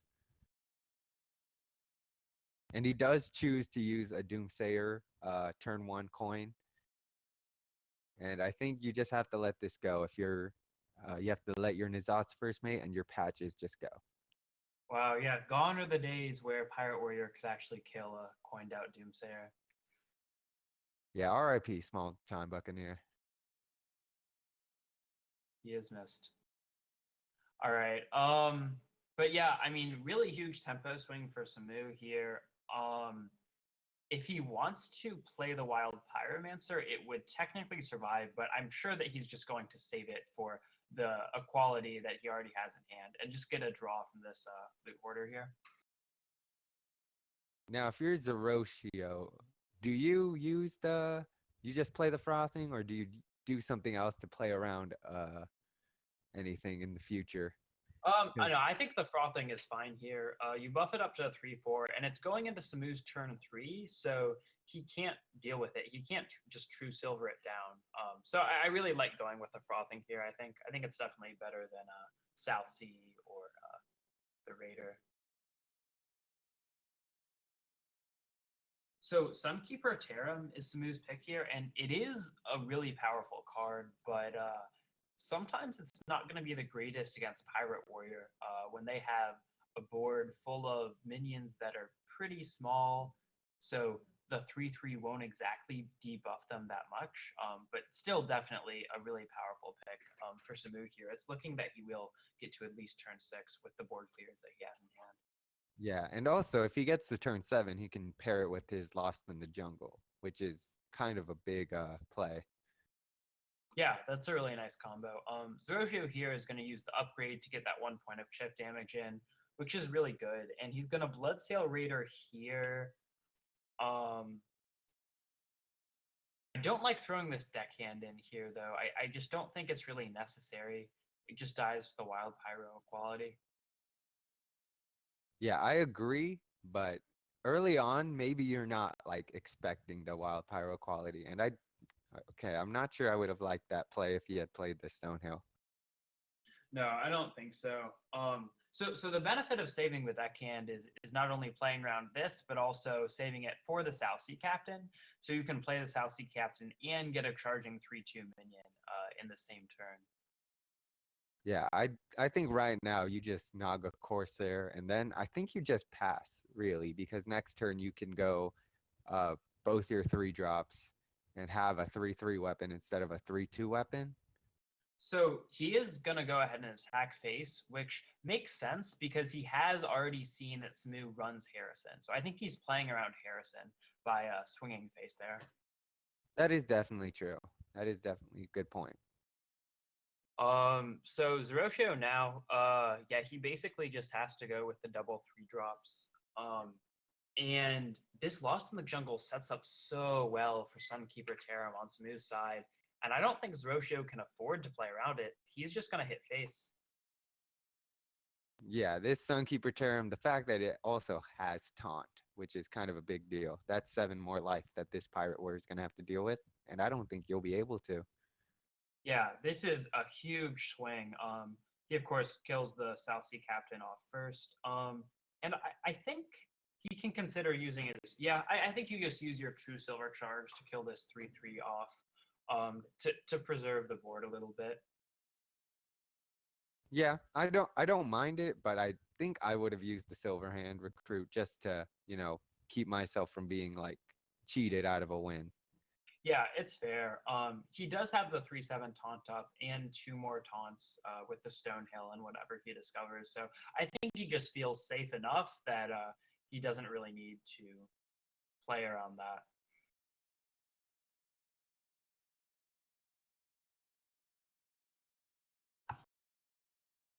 So Samu's just gonna Stonehill here. Abomination, we know it's a card he loves very much, but I think the better pick here is just Ironfur Grizzly. I don't think you want to risk dealing damage to your face. Yeah, I think I would have also played the Ironfur Grizzly just to keep more taunts up on the board. Yeah, I definitely would have too. I don't know what exactly he's saving it for. Getting more 1/1s on the board isn't exactly going to do much against Pirate Warrior. Yeah, realistically, I think maybe he's thinking if I draw Sunkeeper Tarim, then this game's just over. But I think that's a very optimistic way to play. Yeah, there's no need for Sunkeeper Tarim. I don't think he can just win without it. He's in such a strong position here. Zeroshio is going to have to play the frothing, and it's going to die pretty easily to what Samu already has on the board. I like using the 3/3 to trade first because it keeps the more damage on board. Yep. Yeah, exactly. Definitely correct ordering and trading by Samu there. And he plays the Grizzly now. And this is essentially going to lock Zeroshio out of the game, I think. Yeah, but Zeroshio does have at least 21 life. So, and this board doesn't have too much damage on it. And he might live for 2 turns if he plays plays it pretty conservatively. But I think this game is over. Yeah, that's true. I mean, he needs to. The thing is, 14 is more than enough to keep him out of range of a double Mortal Strike. Samu's gonna pick up a Tyrion, which he can't even play because his board is full, but he doesn't need to play it. Yeah, he's got plenty of taunts, and he doesn't even mind the Mortal Strike range at this point. Nope, he knows that he always survives from here. Orax isn't going to do that much for Zeroshio. He can clear off the board here and try to live one more turn, but will it even be enough? It is not with the Consecrate. It would have been enough on board, but Consecrate gives you the extra 2 damage. Yeah, so unless Zeroshio decides to Mortal Strike a 3/1, which I doubt he will because he would never win if he does that line. This game will be over next turn. Okay, he does. That just changes the play to the Tyrion, though, or the Light Lord just to really keep him out of range. Yeah, and I mean Samu has so much healing left in his deck too that even if he didn't draw Raglight Lord, it was very likely he drew something that would have immediately sealed the game. And once again, we see a tied series, 1-1, and it's going to be interesting from here on out. Yep. So two paladins, and we talked about how paladin was a popular ban. And it goes unbanned, and we see its strength here as it's the first class to pick up a win for both players. So that leaves Zoroshio on Druid and Warrior and Samu on Priest and Warrior. Well, right now, I think I want to see Samu bust out a warrior because I think if it is a taunt warrior, I think that's what you need right now. So we see Zoroshio switching over to his Druid, this looks like it's a token Druid running the Finja package. Yep. And Zoroshio is going to be Taunt Warrior. And we see the Galaka Crawler, which won't have too many uses right now, as well as the Hungry Crab, which had no use even if he had gotten the Paladin. Right, so I mean, we see why Zoroshio left Paladin up. He is running the Hungry Crab in his deck. Here, he can either play it or he can play Firefly. There's not really much. I think actually, no, you do want to play the Hungry Crab here just in case you top deck Mark of Discharge. Also, did we see Samu mulligan the quest? I may have missed that part. Yeah, I also missed that. So there is a slight chance that he isn't Taunt Warrior. He could be he could actually just be straight Control Warrior. Which would definitely be a bold move to bring this with Jade Druid being a possibility. Although this deck definitely has a better out against Token Druid. More consistent. Yeah, I would say it is. Both are really bad matchups for the Token Druid. So yeah, Zoroshio is just going to play his 1/2s out. No point in really coining out the Mark of the Lotus because it dies to the War Axe anyways. Yeah, I think if you're Zoroshio, your game plan is to build as big a board as possible and then hope you waste his removal and then go into your living mana turn. Yep, and yeah, just hope that they don't have the Brawl or the Primordial Drake. So yeah, we're gonna see Mark of the Lotus here, and even seeing the second one, and I do like this. It's a really aggressive all-in play, but you have to take risks in an unfavored matchup like this. Yeah, and I think it doesn't get too much more value except for like an after living mana play. Grime Street Informant, boys. Wow, Samu is very, very creative in his deck building. Yeah, I've really been impressed by the variety of cards we've seen here. Unfortunately for him, I don't think the Grime Street is going to help out that much. In fact, Samu's entire turn is pretty awkward here. Can he even clear off more than one minion? He can slam Whirlwind if that's what he wants to do, and then just trade with the axe. Oh yeah, that's true. So this will just leave the 3/4 on the board. So I think that's what he's going to choose to do.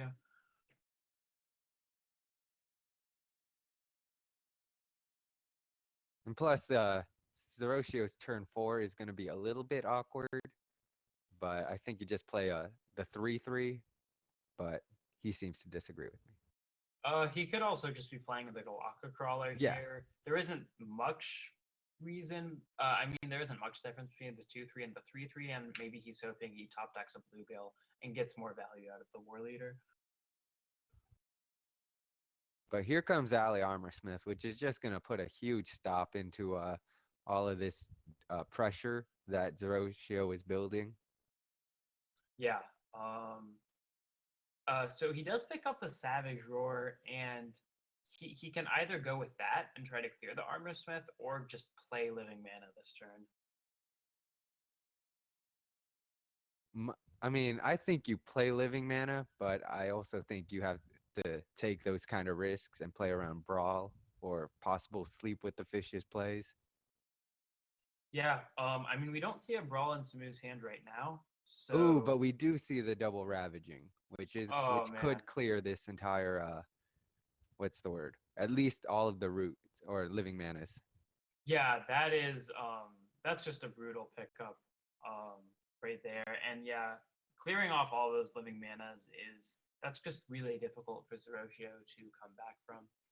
Going face was a bit questionable because it does allow you to Savage Roar, and it gives your Savage Roar like a ton of value.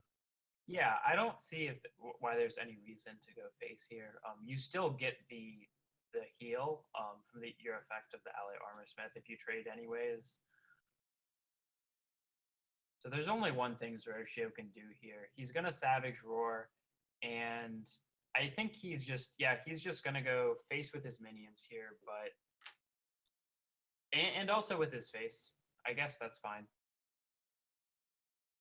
Yeah, he can like leave one up, assuming he didn't have an execute or any form of removal.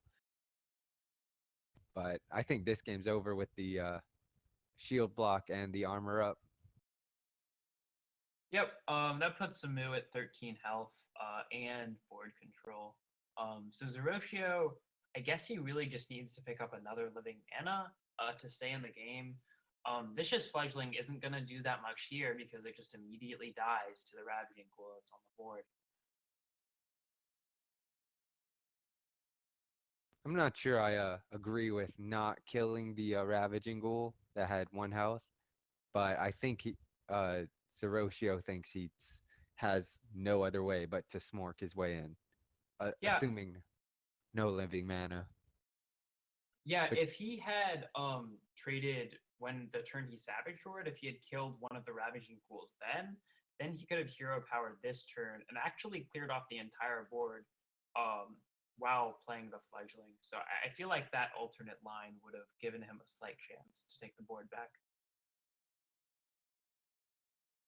and he now trades, but I think that means he gave up 3 damage. So it wasn't necessarily the optimal play there. Right. I mean, Zerosio, whatever he plays is just going to die to the board. I guess he's hoping by playing this 2-2 here, it trades into the 3-2, and maybe next turn he can get Vicious Fledgling on an empty board, but that's not going to happen. Samu's just going to slam down the Ysera.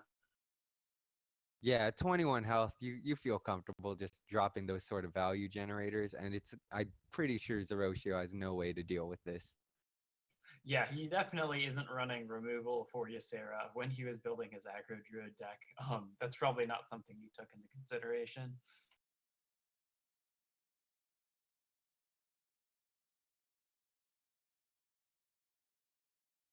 Yeah, Samu is No. just going to extend his lead here and extend the board. Now, what do you think about not just simply slamming the Grom at this time just to speed up the clock a bit? Yeah, I think he could have done that too, just to set up for lethal. But he also wins every time doing this play. So Yeah, but what if he runs Yogg? What if he just throws down the Yogg? Yogg and aggro druid.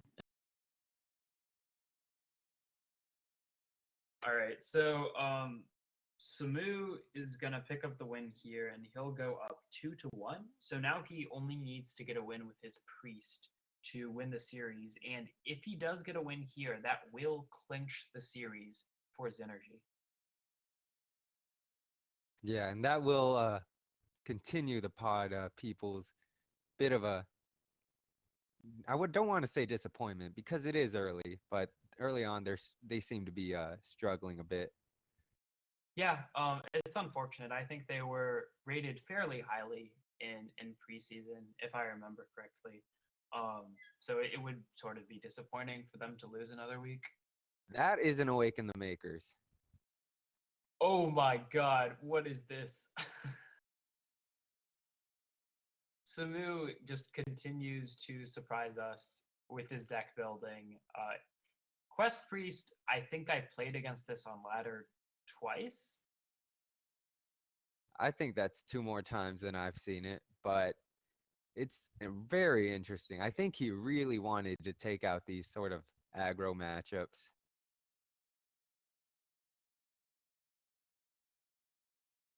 So he does deal with the fledgling pretty easily.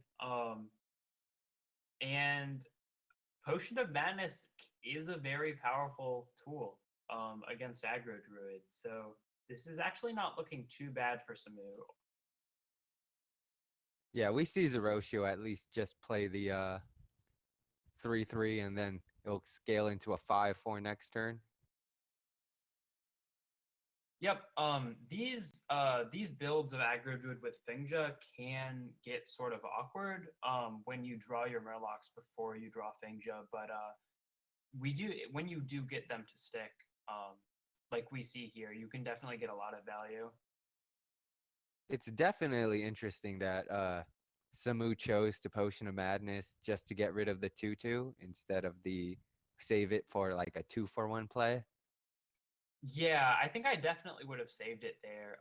There isn't a shortage of 2 attack or less minions from aggro druid, or them having multiple like low health minions on the board that would die to that 2/2. So I'm really surprised to see that.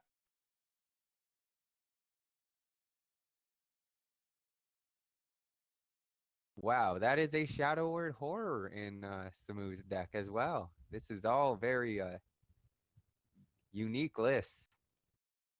Yeah, and I'm sort of surprised he chose to go with that rather than just go with the Tortellin Shellraiser, which would have at least killed off one of the war leaders, hopefully. Yeah, we can see that it wouldn't have dealt with it, but I think Samu is just playing very greedily, if you will. Yeah, I agree. It's not something he can afford to do against the aggro deck. Um, Zeroshio just goes in with Mark of the Lotus, and Samu is 1 turn away from Dragonfire Potion, but he can play Kazakis. Wow, that is a Kazakus priest. That is what we are seeing. And so I think you got to do the one.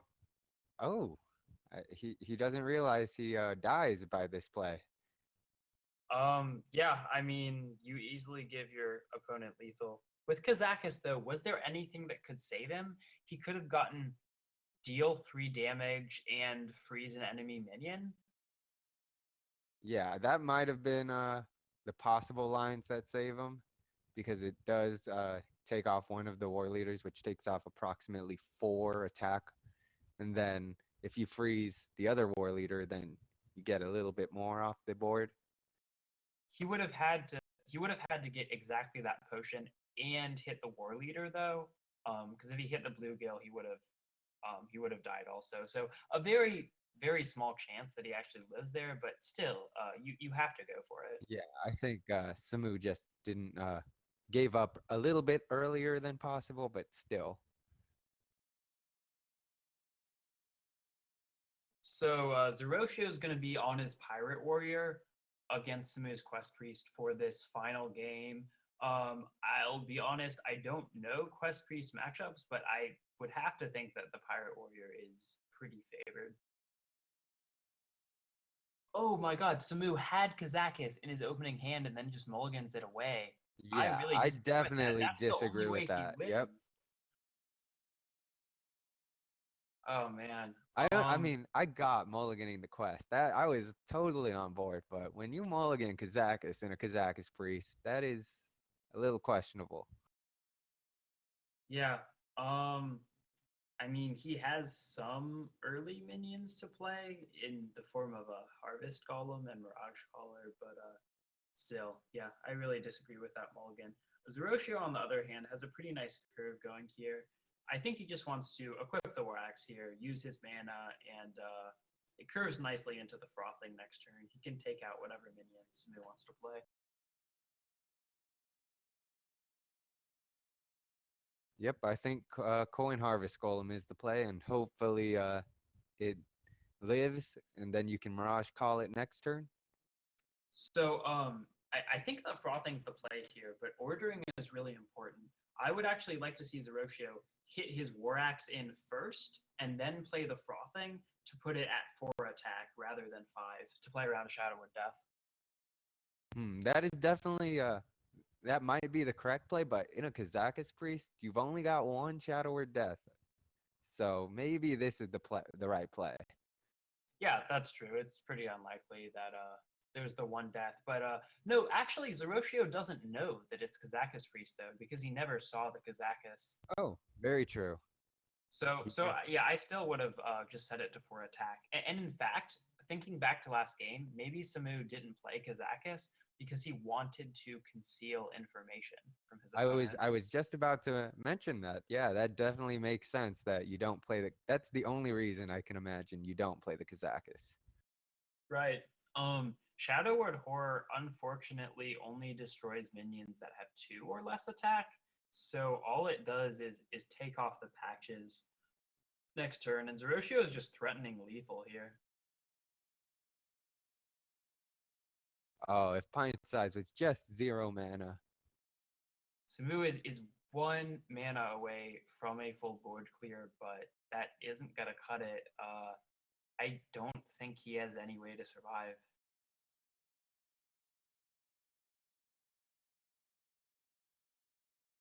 Yeah, he's definitely dead. Even if you play the Shadow Word Horror right now, he still has 11 on board.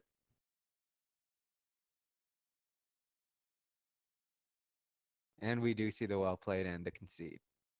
Wow. So Samu went up 2-1 early, but Zeroshio was able to come back and get the series win. And he keeps the pod people in the series now. It'll come down to the last match.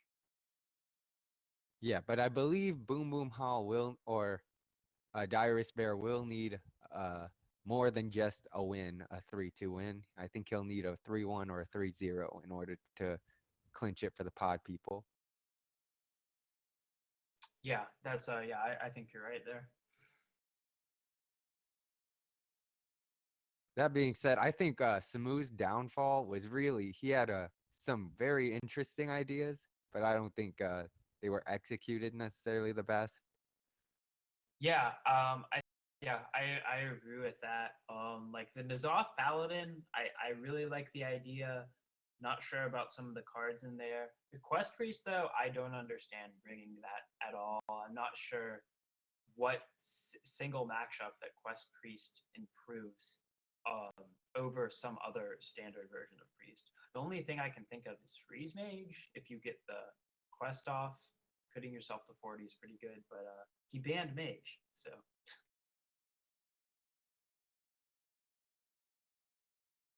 Yeah, I think the thing about Quest Priest though is it's a bit more flexible than like another different type of priest because you only need one for each of your slots, so you can be as flexible as you want.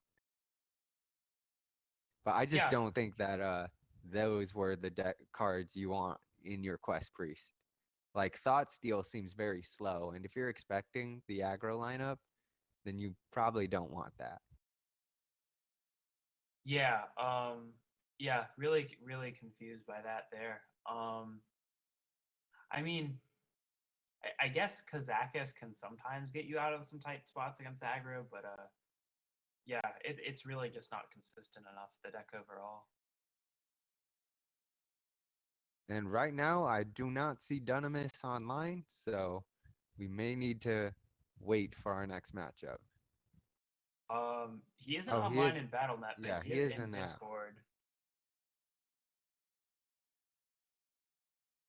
I think Chigmo said they were almost ready, so yeah, I guess as soon as Dunamis gets on, we'll have our next match.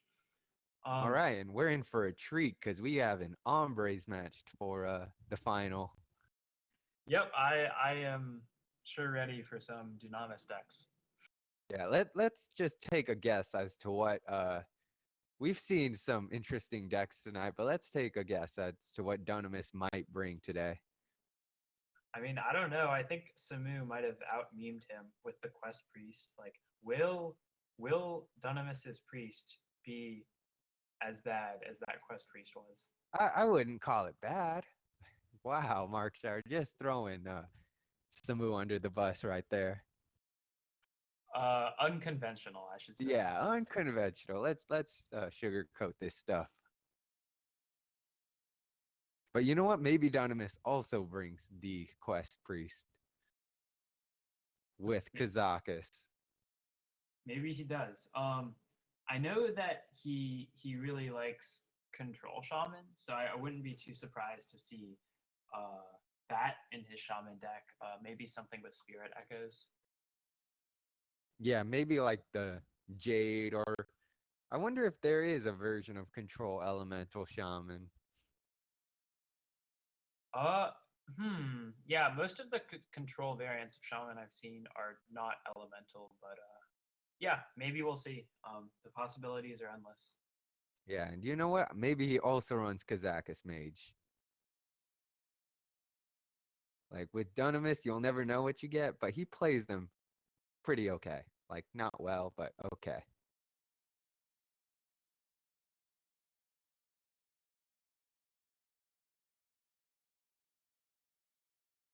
All right, so looks like the bans are in. Shigmo banned Priest and Dynamis. Okay, how do you pronounce his name, honestly? Dunamis. Dunamis? Okay. I've like pronounced it differently anytime. Okay, so Shigmo banned Priest and Dunamis banned Paladin. All right. I mean, it's very tough to read, which is kind of the best advantage the Hombres have is that they are very tough to read. So you don't know if your ban strategy is necessarily correct.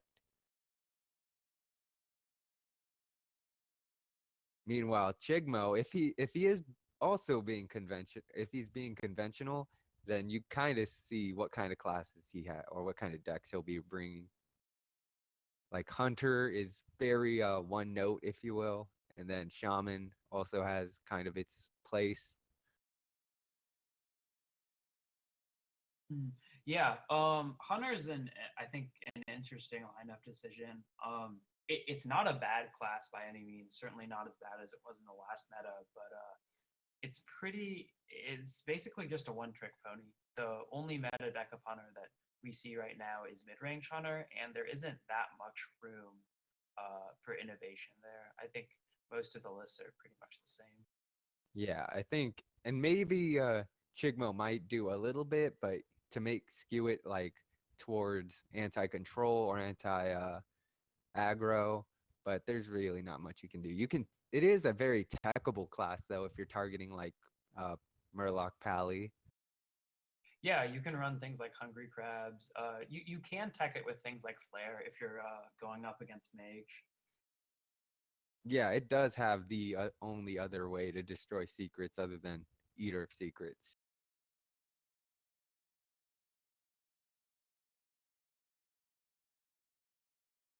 All right, I think they are about ready to queue. So yeah, okay, they're in game now.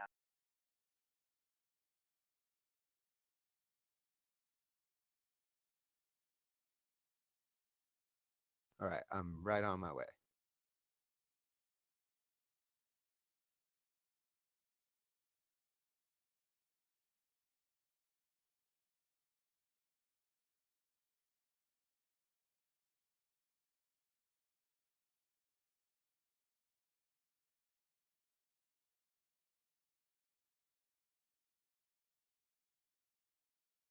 All right.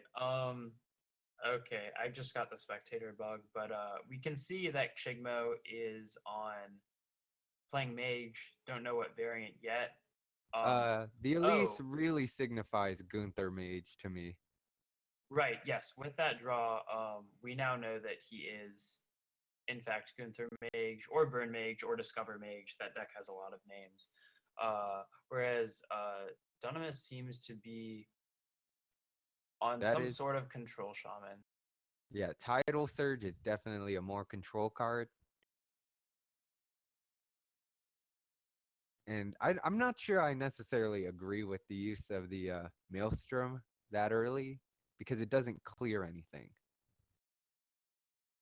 Yeah, I'm not. Yeah, I don't really think it does that much. I mean, Chigmo, um, he still has the Arcanologist that lives that he can easily trade into the Mana Worm. Of course, if he chooses to go this route with Arcane Intellect, he's going to want to trade the Mana Worm in and trade the Arcanologist into the 2/1. Yeah, and I definitely think that's the right play. Start building a little bit of resources, but right now it's a bit slow for Chigmo. I think Chigmo is going to take this one pretty slowly. Yeah, I think Shigmo is just gonna try to stall into the late game where he can draw into his Alex and then hopefully finish Dunamis off with some burn. Yeah, and if that doesn't work out, he does have his Elise, which helps during these control matchups. Yeah, I'm looking at what's in Dunamis's hand, and I think that this might be I want to say it's Stan Sifka's Shaman from the EU playoffs. I was looking at some of those lists recently, and it looks pretty familiar. And if I'm right, he is also running Spirit Echo. Yeah, and the Cairn signifies like a N'Zoth build pretty easily. Yeah, definitely. So Chigmo gets the Elise out and clears off that Mana Tide. He doesn't want Dunamis to draw any more cards.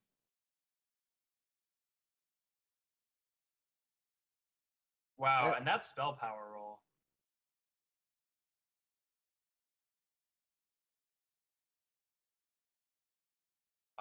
So Shakemo here, I think he wants to play the ice block here. He could just valet to clear the board off. I think he still just wants to stay controlling the board. I don't think he needs to go face with the Mana Worm just yet. I think giving up the 5 damage is a bit too much for healing totem because control shamanists don't necessarily run flame tongue, so there's not like added value that you get out of the totems.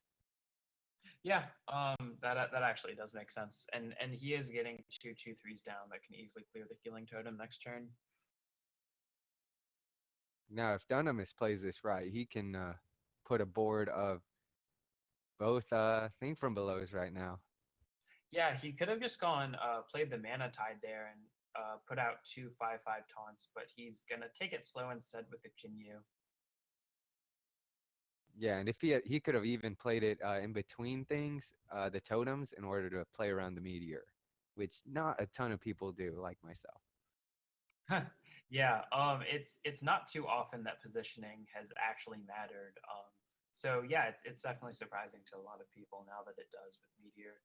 Um, Shigmo, he's thinking about it here. I think I'd like to see him just fireball the Jinyu down and clear the board off. Probably AI first. Yeah, I think what Chigmo is feeling though is that this can only target minions, while Fireball can also target face. Yeah, definitely something to think about because your burn is precious. You don't want to just you are going to need to use burn on face to close out the game. But Dunamis is going to have a lot bigger minions, so I think he Chigma can get a lot more value from Meteor down the line.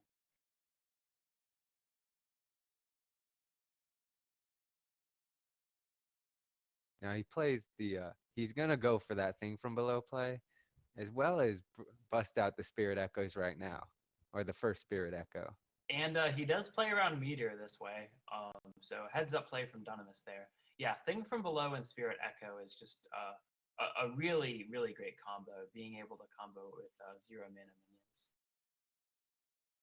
The thing is, this Mana Worm is getting like really big. And so I'm a little bit nervous as to how cool Dunamis is about keeping this Mana Worm alive. Yeah, he's kept it alive for a while.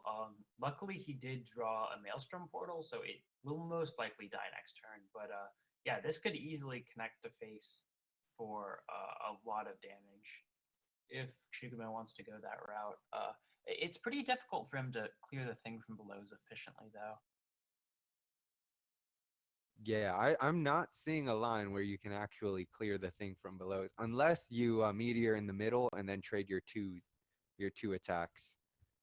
Yeah, you'd have to do that or go Fireball Ping and also trade your 2 attack minions in, but that doesn't deal with the Mana Tide. So I think Meteor is better here. Yeah, although you're pushing face, you're not really you don't he's got a ton of value because he's just gonna play those thing from belows again next turn.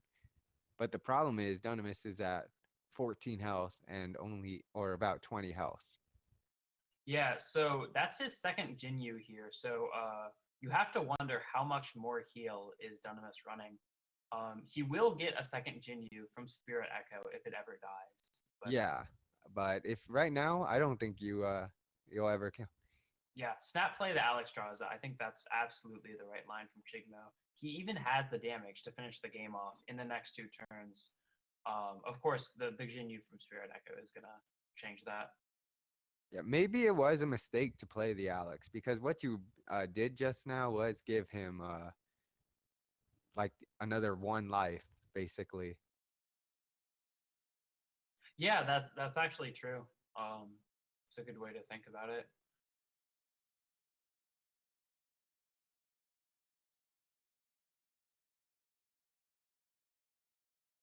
So Chigmo has a lot of options here. He's definitely lost board control, so he's gonna have to find a lot of burn to finish this game off. He Um, does have the burn in hand, but does he have the turns? And he has about 21 in hand. Ooh, Medivh's um, Valet, another yeah, 3 damage. that's true. He does have exactly 21 in hand. Dunamis could be running something like the Hot Spring Guardian, which only heals for, I think it only heals for 3. It does only heal for 3, which is a great reason to pick up the Medivh's Valet right now. Yeah, Mass Dispel, it would. I think there's some merit to Mass Dispel as well, though, just to deny the draw from the Mana Tide. And that way it decreases the likelihood that Dunamis will pick up more heal. But the Valet is also fine. Yeah, what he's doing is he's basically setting Dunamis to a 2-turn clock.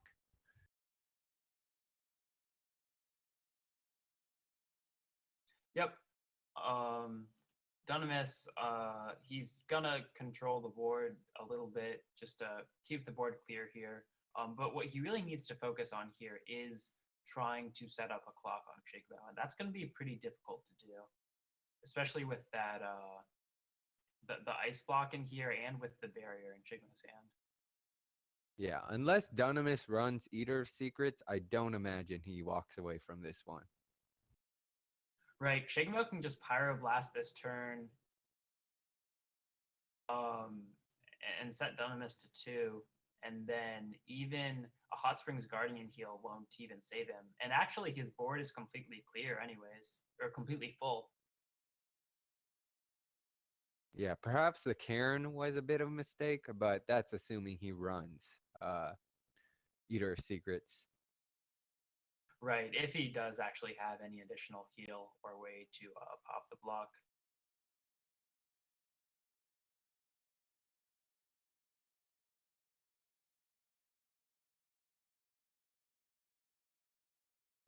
Chigmo doesn't go for the Yeah. BM on Guro Pack. But he does go for an Ice Block BM. Yeah, that's true. He's not as good at BMing as Top Hat is, unfortunately. Yeah, and I Uh, know they have a bit of a rivalry about that sort of thing. yeah, that's made for some pretty entertaining matches. But Chigmo picks up the win there. Something of note, Prep Coin Concede is up 10-8 in the series against the Hombres. So this is actually the deciding match. I think just whoever wins, I don't even think the score matters 3-0 versus 3-2. I think whoever wins this series will decide the match for this the week. I believe 3-2 is a tie. You might be right about that. Yeah, if Dunamis 3-2s, I believe the series is tied.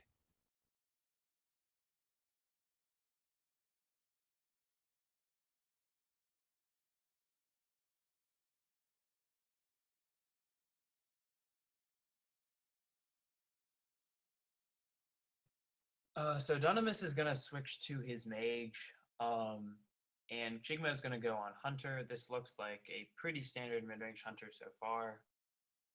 He gets an unplayable. Well, that's actually not an unplayable card. Silithid is not really what he wants to see, but there's a chance that he'll be able to attack with it with the Eaglehorn bow in hand.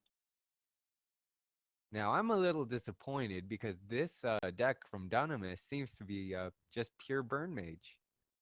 Yeah, it's pretty looks pretty standard so far. Chigmo is gonna go ahead and play out the Silithid. Swarmer here. And it sets up for the bow next turn, so it makes sense. Yeah, Now, boat, and then you can fit in that crab next turn as well.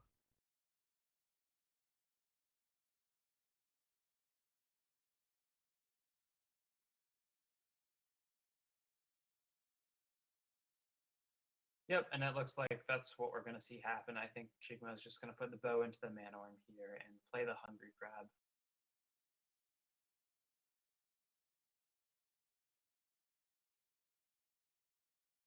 Oh, doing it like this is actually, yeah, this is actually much better because the Silithid is only going to get 2 attacks off in the game, most likely. Um, so it's actually smart to use it to kill the Manorm here, I think. Yeah, I agree with this play because it preserves your life a bit better. But that's Oh, an Eater of Secrets. So the question, does he play it here or does he save it for the surprise factor? yeah, I think you I think he have to wants to save save it. it. Yeah, I agree. He can just Animal Companion Hero Power here. He still clears the valet.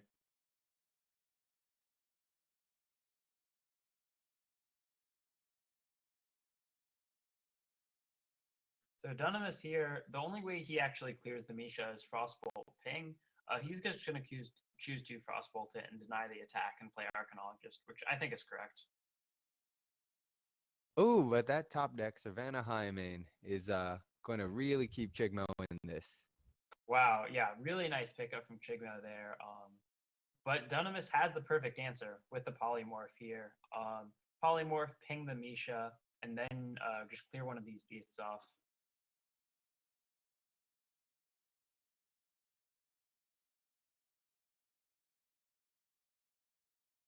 I think the Razor Maw and possibly the Hyena are the play right now. Yeah, I think Chigmo just has to Razor Maw and hope. He's really looking to pick up either Poisonous, +1/+1, or +3 attack, so he can clear this 2/2 off. So is he adapting? He adapts the. Oh, okay. I see. He adapts the Hyena instead. Okay, I see where this is going. Yep, this was definitely an alternate line, and I think it's a good line, but it definitely plays into the fireball that Dunamis has. Yeah, it was probably correct because he's not getting that much value out of Unleash the Hounds anyways in this matchup. But unfortunately, the Hyena does get answered right away, and I think Shigmo just has to Hero Power and pass here. I'm not sure if he can afford to play the Eater quite yet because Dunamis does have the second Ice Block in hand. The real question was, should he have kill commanded while he had the beast? Yeah, I think there's a lot of merit to that too, because the kill command is probably going face anyways, and you might not pick up that extra beast. But he does now with the Savannah Highman. But again, it meets another polymorph. That is going to be tough. Is that? Yeah, I mean, Dunamis has just had all the answers this game. Draw last.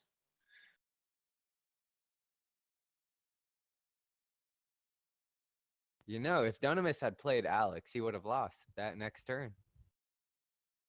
Just something to think about. Yeah, that's true. Dunamis probably isn't playing around an Eater of Secrets right now. So he definitely could have made that play. All right, Chigmo is setting up the Eater lethal somehow, but we see Dunamis with the smart play and just Alexing himself to 15.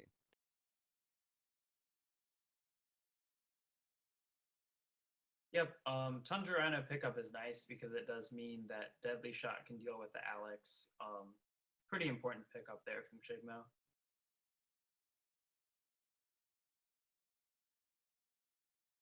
What does Dunamis do here? I think you obviously think have you to clear Ice the Barrier. Rhino. So he Frostbolt. Oh no, go ahead. No, I was that's interesting ordering. I guess he wants to get more value out of his weapon. Yeah, and since he knew he was gonna, or since he had like the mindset that he's gonna use one of his weapon charges to attack with the alley cat, he wanted way more value. Yeah, so that's why he frostbolts first. Here, I think you do want to set the barrier up. He can just set up the barrier and hmm.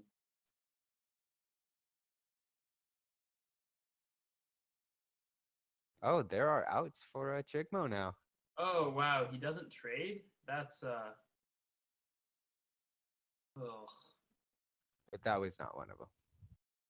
Yeah, sort of risky play from Dunamis here. I mean, I guess he isn't really thinking about the Eater. It's not a card you encounter on ladder a lot, but he did have actual lines to lose there. Yeah, the second kill command comes to mind.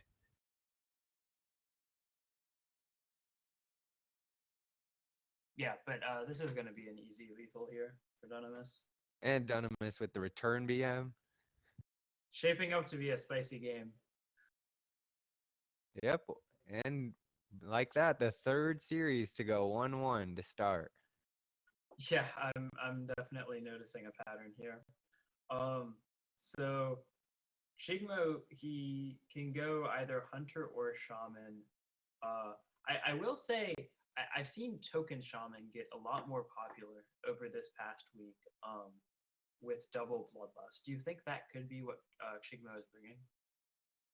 I'm not sure. If I'm Chigmo, I mean, I'm probably trying for a more control shaman style list instead of like a mid-range one because you don't see a lot of aggro looking classes. Yeah, that's true. If you want to pin Dunamis on bringing anything, it's probably that he won't bring aggro. So that does make sense. All right. Dunamis thought he was slick, but we all saw the egg napper. So this is token pally. This is very interesting. Stand against darkness. Wow. Shigmo is looking like he has a pretty good opener here. Alley Cat into Grandmother into Coin Houndmaster is pretty nice. Yeah, or just simply animal companion. Another really good pickup.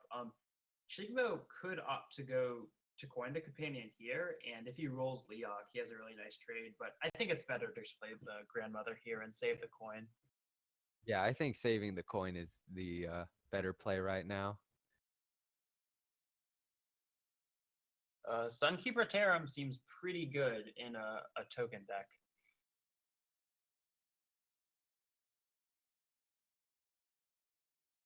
Ooh, that's not the pickup you want out of your I think that's the worst roll you can get out of Animal Companion right now. Definitely. Yeah, Huffer would have been really good, and Misha would have been very solid as well. Unfortunate roll for Shigmo.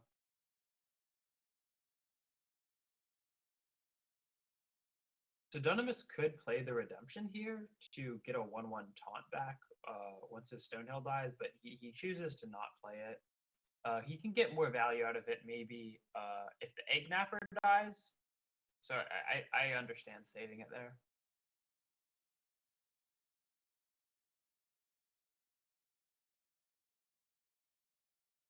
Yep, I think that you want to play the Blessing of Kings right now, stop all this damage coming through.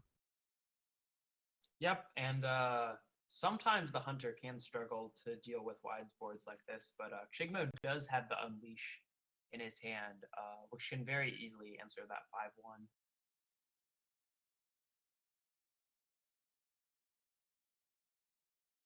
So I think we see Shigmo. I think we'll see him unleash this turn. Probably just attack into the 5-1 first to see what the secret is, and then adapt one of his beasts.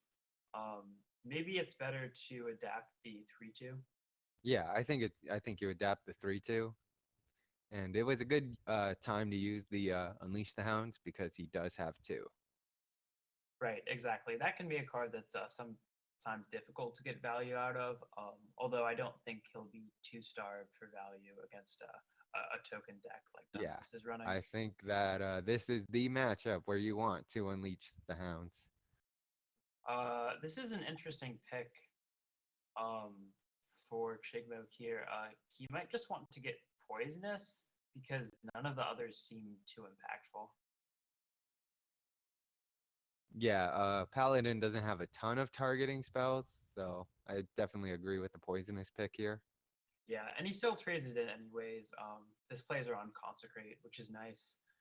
The stand against darkness does come down. Dunamis probably doesn't think Chigmo has a second Unleash in his hand.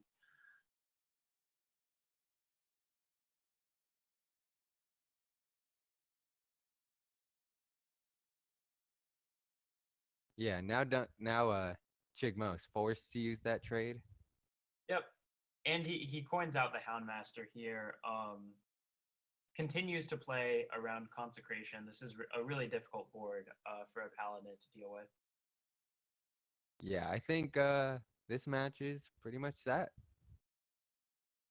Yep. Vine Cleaver is going to attempt to control the board a little bit, but this is just going to be lethal for Chigmo Yeah, here. now it's just lethal to hero power instead of kill command.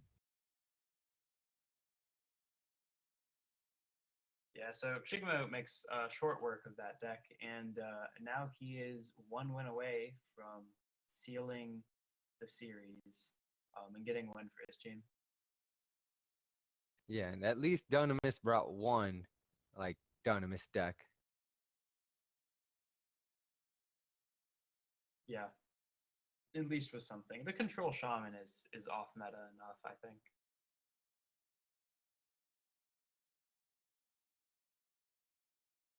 Yeah, I think Dunamis is right to back off the token pally because it doesn't fare well versus like Maelstrom portals and like lightning storms and Volcano. Yeah, so this looks maybe it's like some sort of control elemental shaman deck. I think it's a pretty interesting build. I'm not sure how exactly I would classify what Chigmo has here. Yeah, it does run the Jade package, which is very interesting. The Jade package and Volcano and Firefly and Evolve. Yeah, Chigmo loves Oh, his Evolve Shaman. yeah, I do know Chigmo to like evolve. This might be, or next turn, might be the time to use it. You can get at least 5 minions in it. Yeah. Dunamis, he does have the devolve though. It'd be pretty funny if we saw that interaction. Yeah, Chigmo is just gonna Stonehill here, and Stonehill is really nice to run in an evolved deck. Not only does it give a lot of value, it's evolves into a 4-mana minion, which is a lot more than the 1/4 body it currently has.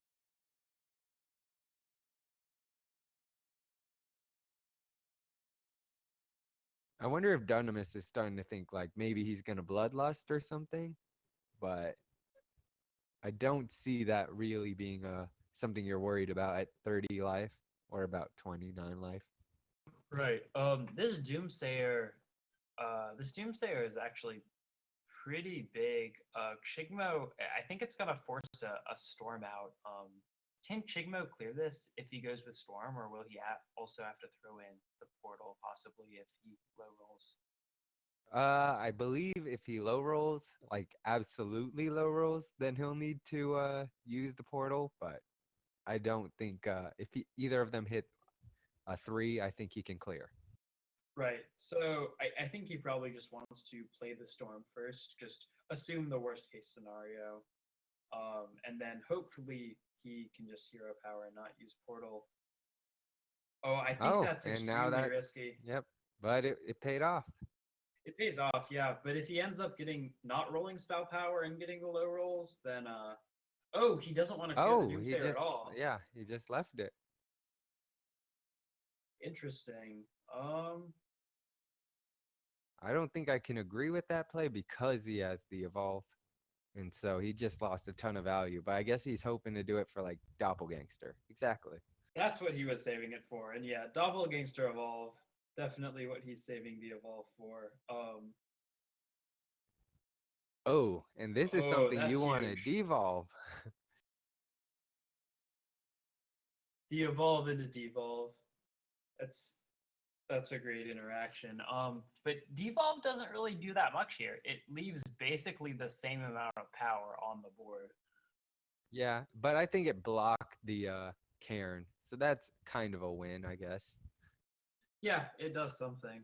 Um, so Chigmo has a lot of options here now and a lot of power on the board.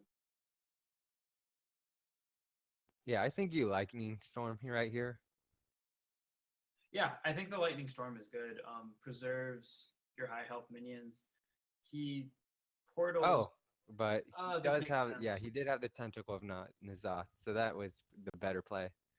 Yeah, this is better. It does make your board a little bit weaker to some sort of board clear, or just specifically to a lightning storm. But I think it's fine. And he's pushing so much damage here. He just is forcing Dunamis to have the board clear, or he's dead next turn.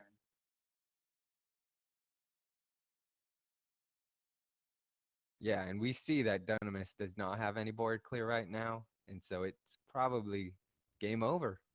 And that was He can set up some taunts here though, but actually, he can survive one more turn,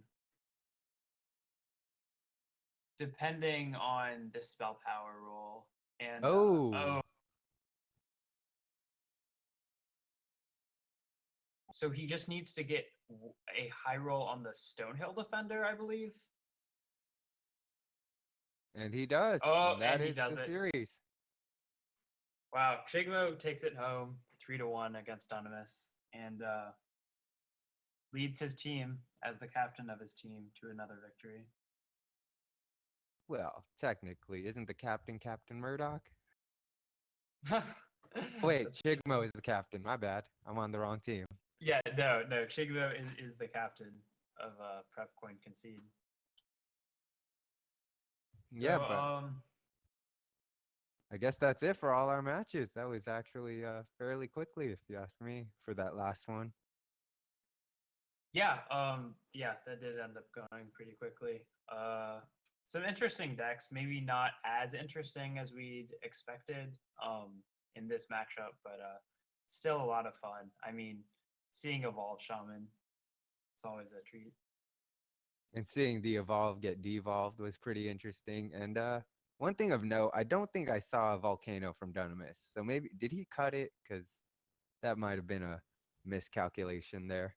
Maybe, yeah, maybe he cut it. Maybe he just didn't draw it. It's hard to tell. Yeah, bad draws sometimes happens. Anyway, I think that we should pretty much wrap up here, don't you think? Yep, yeah. That's gonna be it's gonna be the end of all the series. A lot of good games tonight. Yeah. And once again, I'm Smoke Salmon, the best player in THL. And I'm Mark Shire. Parker sucks. Later. Parker sucks.